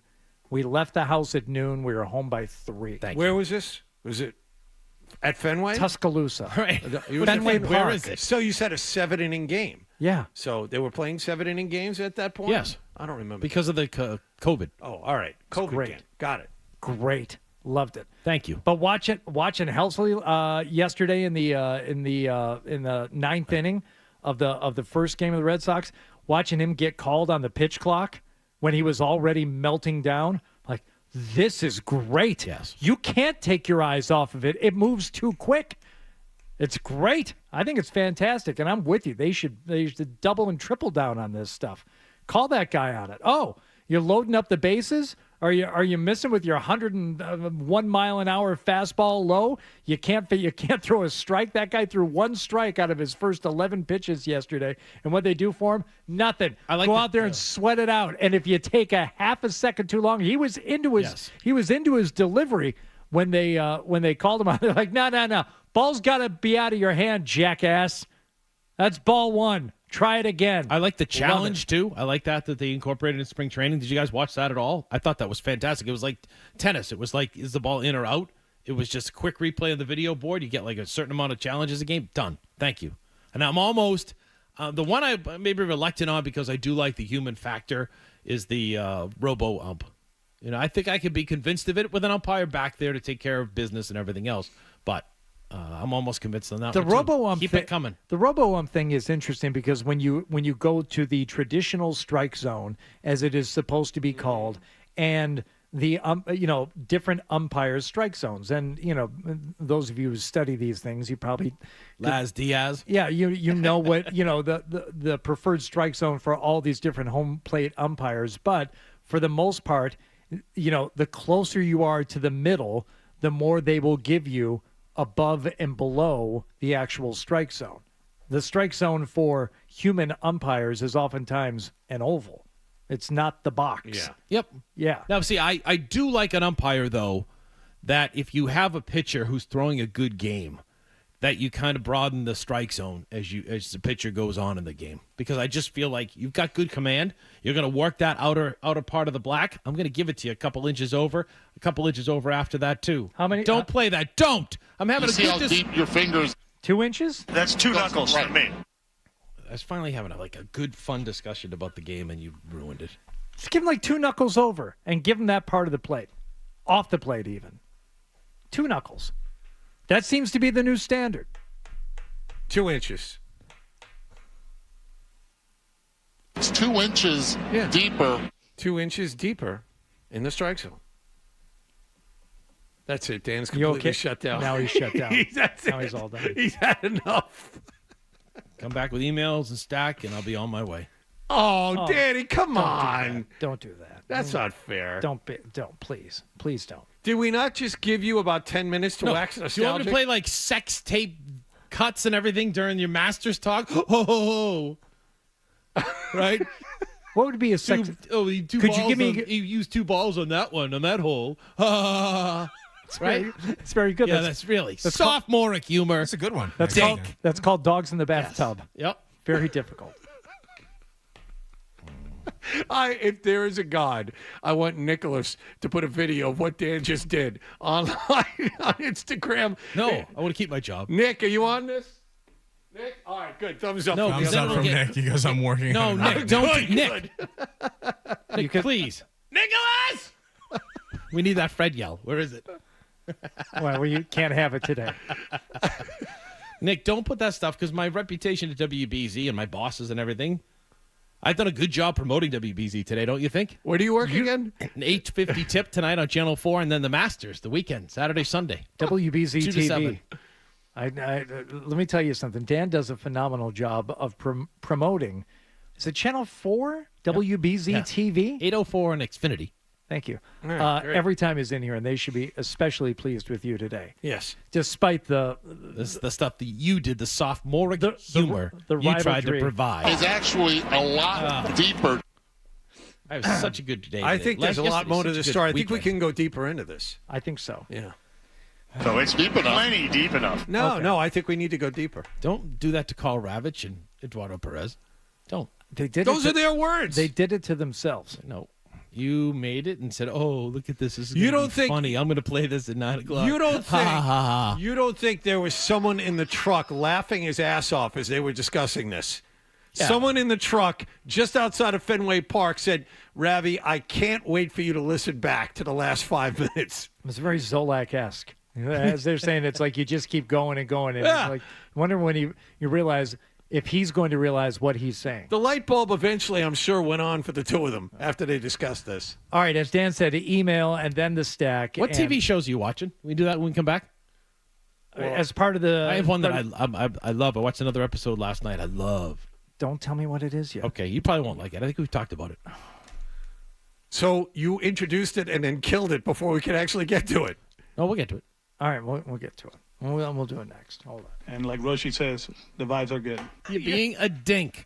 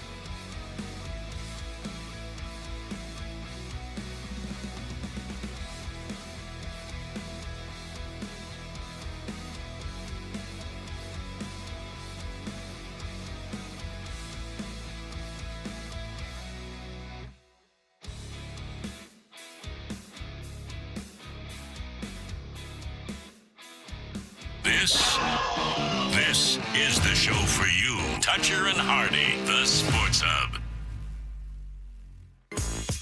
You know, I got an idea for a bit. The email bit. We should do the email bit. It's a great idea. Let's do the email bit.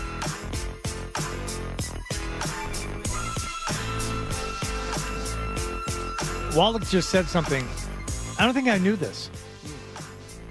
Where are you going? Paris. What? Did you know Wallach was going to Paris? This is news. I thought I told you guys. Nick. No. No? When are you going to Ryan, Paris? Did you guys know that Wallach was going to Paris? Yeah. Nobody Reese. knew. Oh, okay. Did you know that Wallach is going to Paris?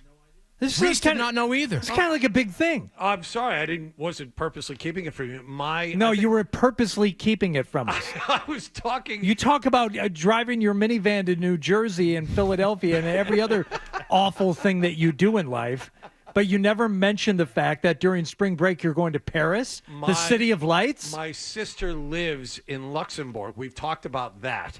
And so this is... I didn't even know you had a sister, so no, we've never talked about that. My sister lives in Europe, has so for the last 15 years. I'm going to visit her, flying to Paris and taking a train. Wow. A couple hours out to see her in Luxembourg. What does she do there? Why does she live there? Her husband used to work for Amazon, and their Kindle division was their European Kindle division was centered in their home bases in Luxembourg for tax purposes. So that's how they get you. That's why he's there. That's why she's there. And so she's obviously many times to visit us here in the States. I'm taking the family. We're going over there to visit her. And we'll spend 3 days in Paris while we're there. And then are you staying with your sister? Yeah, well, right down the street from her. Yes, her house isn't big enough. Now, for the four of us. Luxembourg is where? It's on the other side. No, what country? That is Luxembourg is a country. Oh. Did you know that? It's very small. They're dominating in the World Cup. Postage stamp. Yeah. Tiny, tiny country. Luxembourg. Yes. I've heard of Liechtenstein. Right. Very small. Very small. Luxembourg. Luxembourg. Yes. Country, huh? Yep. Who knew? You learn something every day. So I will be in Luxembourg for 3 days. I will be in Paris for 3.5, and then we fly home. What do you do in Luxembourg for 3 days? I have no idea. I visit with my sister and her family. Luxembourg, things to do. Okay. Well, according to AI, okay, they have historical sites, scenic landscapes, and cultural experiences. There you go. You can go to Casamates du Bois, which is a fascinating network of underground tunnels and fortifications. Ooh, you a tunnel guy? Not really. Me neither. Oof. Vanden Castle, beautifully restored medieval castle perched atop a hill. I've heard of that. Very, very scenic, I'm told. Grand Ducal Palace, and that's the official residence of the Grand Duke. Can't go visit there. It's not good. No, you can possibly take a guided tour during the summer months, so maybe not. No, that's out. Can't do that. Cathedral Notre Dame of Luxembourg. Okay. Marvel at this late Gothic cathedral. And the Chemin de la Corniche. Stroll along the scenic walkway. Cathedral Notre Dame of Luxembourg, is that kind of like UMass but in Boston? Minor league team. Yeah. Stadium. That kind of thing? Yeah. Because I'm going to go see the real one in Paris. Yes. I don't think I need It's to like see it in U of M Luxembourg. Flint. Yeah, exactly. Regional campus. Stroll along the Chemin de la Corniche, a scenic walkway often called Europe's most beautiful balcony. Huh. See, there's all kinds of stuff. There's museums. Yeah, but you got the results from AI. There's better AI tools than the ones you're using. I think. Like what? I mean, I'm just saying, we have our own proprietary artificial intelligence here on Toucher and Hardy. Oh, yeah. That does a fantastic job of Good giving idea. advice and information. I don't understand why you would just go with some off-brand. So let me ask Sarge some questions about Luxembourg. GPT is booting up. That's right. Welcome. You've got Sarge. Sup, Fred. Sup, Hardy. Sup, so. Well, wait a minute. My algorithm operates with military-level precision. Sounds like Buzz Lightyear. It's AI, baby.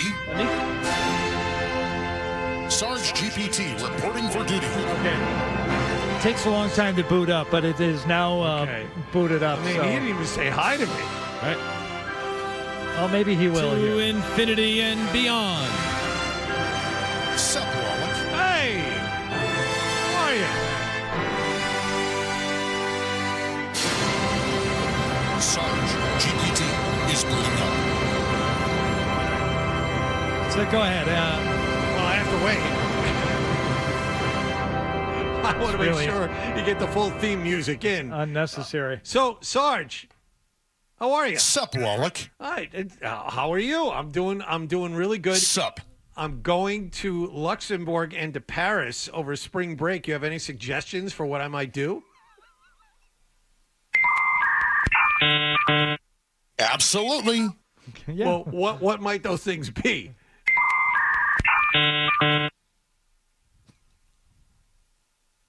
It seems to be a glitch in the Matrix. Saugus wings cure everything. that doesn't really help us. No, it doesn't help at all. You can't get Saugus wings where I'm going, Sarge. This reminds me of the time Macho Man proposed to Miss Elizabeth. The answer lies within your Bret the Hitman heart. Like Mean Gene Okerlund once said, you can't help the way you look. Oh, that's not very nice. It's a terrible thing to say, Sarge. Do you have anything you want to ask Sarge GPT, Dan? No. No? Thanks, Dan. No. That's a big N-O from Sarge GPT. Thank you, Sarge. Thanks for playing along. That was really good. Dan, you've been a great help. Did Sarge GPT answer all your questions? No, not really. No charge from the Sarge. Good. GPT. All right, I think it's time to power him down. Sarge GPT signing off. Yeah. Okay. Thanks again, Dan.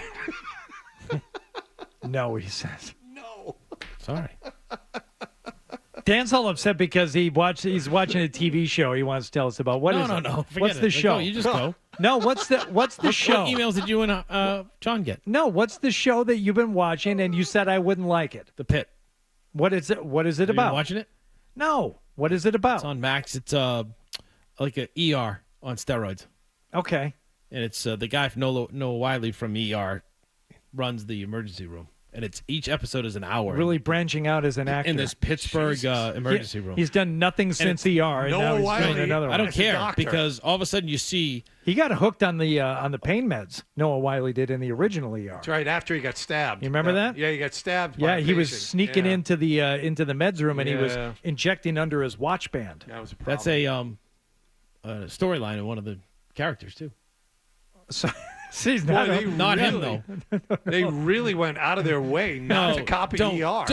Don't like bring this down, both of you. It's really well done. It's an hour each episode in the Pittsburgh emergency room, thus called the Pit, PITT, and it's really well done. You'll be into the characters right away, and as long as you don't mind the gore, a little bit more goriness of the emergency room than like the regular network ER, it's awesome. Okay, the Pit. I did stay up and watch the final season-ending episode of White Lotus last night. Okay. I won't say anything to people who haven't watched it yet. But that's the last show I've been watching, and I don't want to be accused of spoiling anything, so I will say absolutely nothing. Okay, but after a couple of days, there are things that are going to have to be addressed. Okay, Thomas O'Malley with an email here, John. We want French baseball caps. If not, I will throw the plastic from 6-packs away without cutting them first. Okay. Caw, screech, caw, caw. Okay. I'll see what I can do. Tom. I'll see what I can do. Here's one. It's a New Jack question. Something I didn't expect this morning. Right. Hey, Wallach, I know you're a New Jack expert. I recently delved into Milli Vanilli. They got like 3 decent songs. I was reading their Wikipedia page and saw the 2 lead singers, Fab and Rob, were essentially just models who fronted as lead singers. Anyway, Fab and Rob did come out with their own album after that scandal called Rob and Fab, which is certainly more New Jack than style in Milli Vanilli's songs.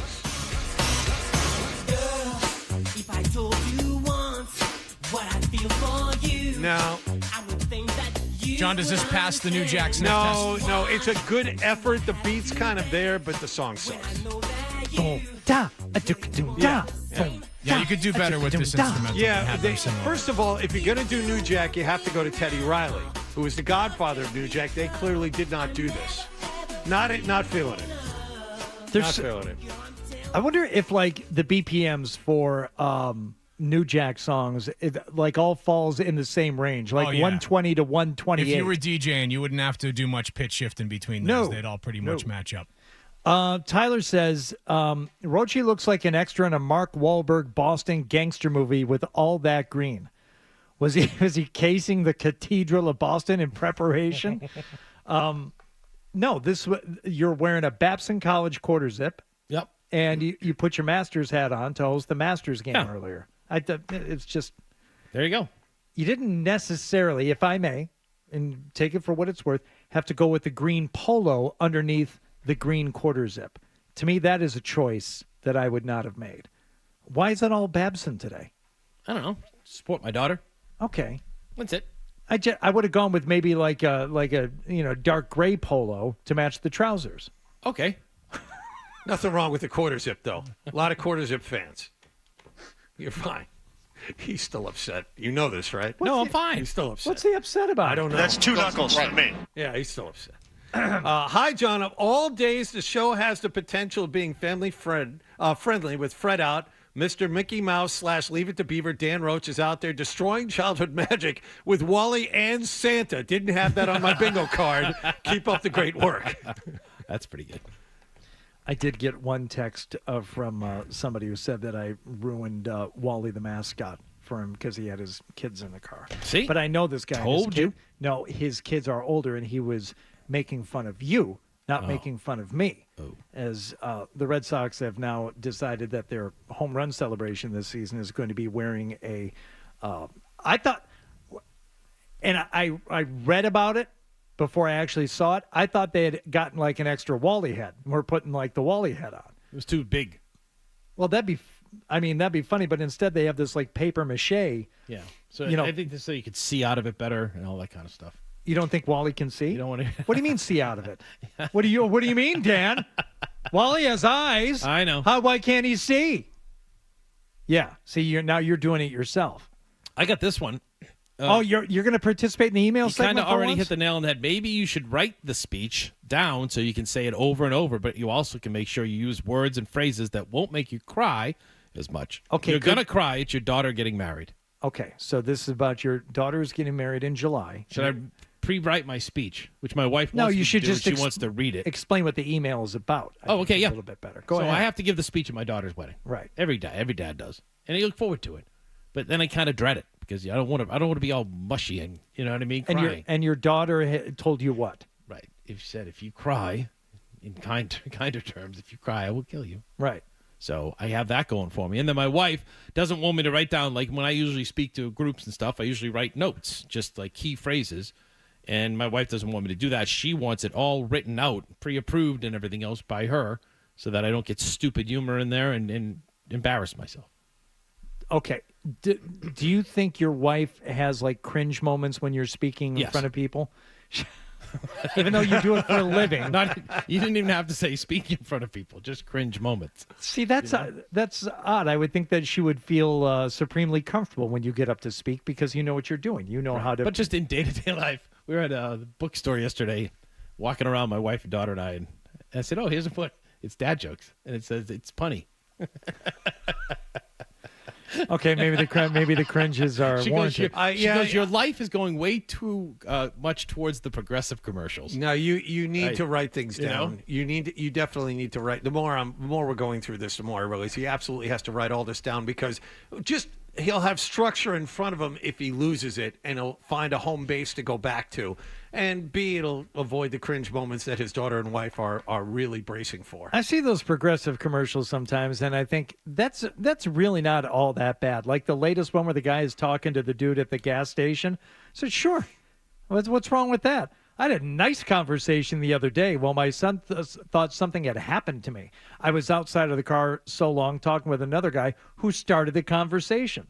But he couldn't see me. I was like standing back near the blind spot. He's like, "Oh, I thought you went inside or something happened to you." I'm like, no, I was talking to the guy at the I other do that pump. all the time too. Yeah. I talk to people all the time. Why wouldn't you? I don't know. Well, sometimes people don't like the topic of the conversation. Is actually a lot deeper. Okay. All right. Well, thank you for participating in the email today. Yeah, it was fun. The email segment, Dan. I bounced back. Yeah, you did. It got a little quiet there for a little while, but I'm glad you returned for the end of the show. And the stack, which will be happening next. Essential Sports Hub headline presented by Celsius Energy Drinks. Bruins now only have 4 games left in their season after another loss. This one in Buffalo last night, 6-3. Buffalo came back from down 2-0 in the second period for the win. Tage Thompson, a hat trick. David Pastrnak, 3 assists for the Bruins. They visit New Jersey tomorrow night. Washington Capitals lost on the road yesterday to the New York Islanders 4-1. But in that game, Alexander Ovechkin scored his 895th career goal to pass Wayne Gretzky for the top spot in NHL history. Celtics now have 16 wins in their last 18 games. They ran by the Washington Wizards at TD Garden last night, 124-90. They have 4 games left in their regular season. They visit the Knicks tomorrow night. And the Red Sox swept a day-night doubleheader from St. Louis at Fenway Park. Took the first game 5-4 in 10 innings and the nightcap 18-7. They have won 5 straight now. They play Toronto at Fenway Park tonight. Blue Jays last night reportedly came to terms with Vlad Guerrero on a 14-year, $500 million contract extension. Sports Hub headlines are brought to you by Bentley University, where good business begins and leaders come to learn. I'm John Wallach at Boston's Home for Sports, 98.5 The Sports Hub. Your next update at 10 o'clock. Toucher and Hardy, 98.5 The Sports Hub.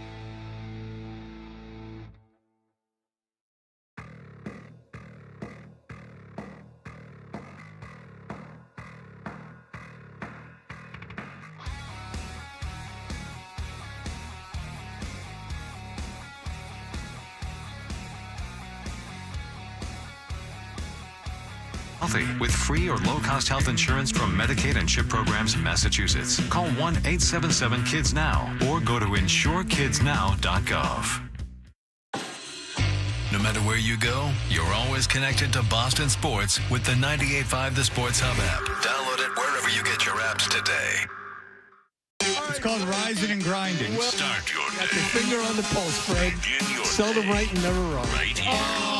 Is that toucher or is that target? I know, looks like a poodle. It's an effing poodle, dumbass. The Sports Hub. We know what you're thinking. What could I possibly have missed from the show? It's time for The Stack on Touch Your... SSD Control, the Boston hardcore punk band responsible for this gem. 1982's The Kids Will Have Their Say, and really responsible for the hardcore punk movement in the early 80s here in Boston. Al Burrell passed away after quite a lot of health struggles in recent years. So we're thinking, at least I'm thinking, and I know you guys are thinking about his wife, Nancy, who was, they were inseparable and just such a huge part of hardcore and punk music on the East Coast. Thank you. So you got your SSD hat on today. I do. Almost put mine on today, but I figured you would be rocking yours. There you go. Take away in any way from your tribute. Thank you. Understand. I appreciate that. All right, so rest in peace, Al. Wallach, we also had something from our old friend Marcus Smart. Yeah, last night the Celtics blew out the Wizards 124-90, whatever. Celtics 58-20 with 4 games left. Wizards weren't interested in winning.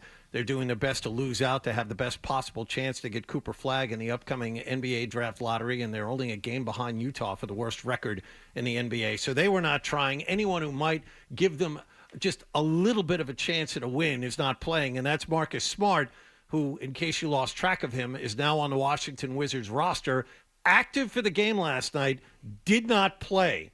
But there was an interesting story that developed in the second half. There was a lot of chanting early in the fourth quarter from the TD Garden faithful to have him in the game.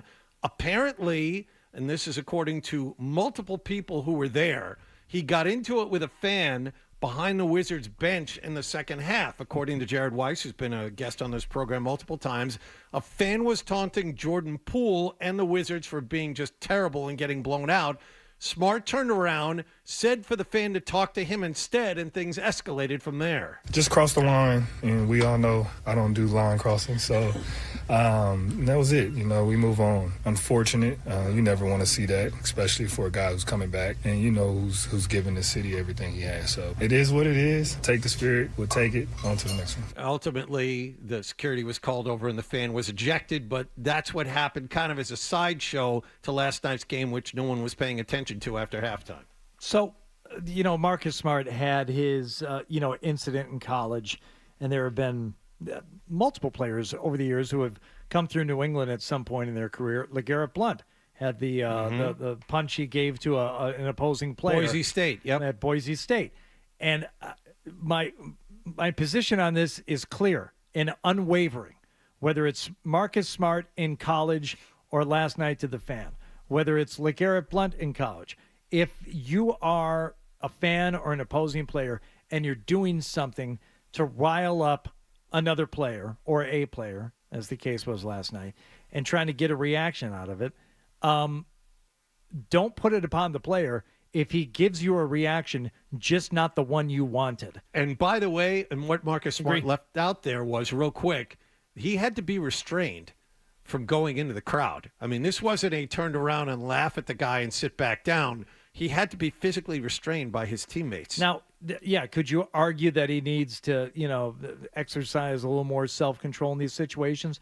Sure. But in terms of the fan or an opposing player who is, taunting and trying to get a rise out of somebody, trying to get a reaction, no. You're trying to get a reaction. You got one. It wasn't the one that you wanted, but you got what you wanted, so shut up. Yeah, zero tolerance for that kind of stuff. It's like John with the guy behind him opening day. Like, come on. Yeah. Zero tolerance for that. Get out. Strangest thing about that guy, though, is that he just shut it down. Yeah, that's the thing. And for those of you who weren't with us earlier in the show, they were here. And if not, they'll be listening back to the podcast. I was here. I was there on opening day in some pretty expensive seats, I might add. And there's a little, not even a humble brag, just a brag. Well, the reason I'm telling you that is this guy spent a lot of money to sit in a good seat right behind me as Cardinal fan, and he sat down and said, I'm going to make things miserable for all you MFers all day long. And he wasn't with anybody. He's a 22, 23-year-old kid, and he proceeded to scream for about 5 or 6 innings, so much so that my good friend next to me, who's a pacifist in general, but 6'3" and 220 pounds, stood up and started challenging him in the 5th inning. And the Cardinals were making a run at the Red Sox there in the middle portion of that game, and it started getting heated, so much so that an elderly woman who was keeping score, a couple of people down, took the pencil she was keeping score with and threw it at the guy behind me. Which is finally, a lot if she didn't have a backup. That Says a lot about her. This guy came to the ballpark looking to get into a fight with somebody. Why? I don't know the reason, but finally security and the ushers came over and told him to be quiet, and instead of following through on being the a-hole he wanted to be, he sat there quietly for the last 3 innings and didn't say anything. I'm a prude. I'm such a prude on that kind of stuff. I don't understand why people would go to games, World Series games, and not get stinking hammered drunk and not remember anything from it. I don't understand. And make a mistake on the scorecard. Yes. Which would be, Yeah, that's bad. the worst. Yes. Dan, it was great having you in today. Thanks. Come here, turn that down for a second, Adam. Please. Coming up tonight, Adam. 8:50. Oh, Adam's on the phone. And then around 11:30. Adam! Just turn that down for 1 second. The song. If you can turn down the song, because we're going to get this. There you go. See, Dan wanted to play this from his phone. You could have asked Adam to play this. It's tonight. Love it. It's my favorite part. Tonight. You could have asked Adam to play it. I know, but I didn't want to could've spoil played the that for you, surprise. Dan. Sorry, Adam. It's okay. Thanks, Appreciate Dan. the thought. I'll do better next time. Yeah.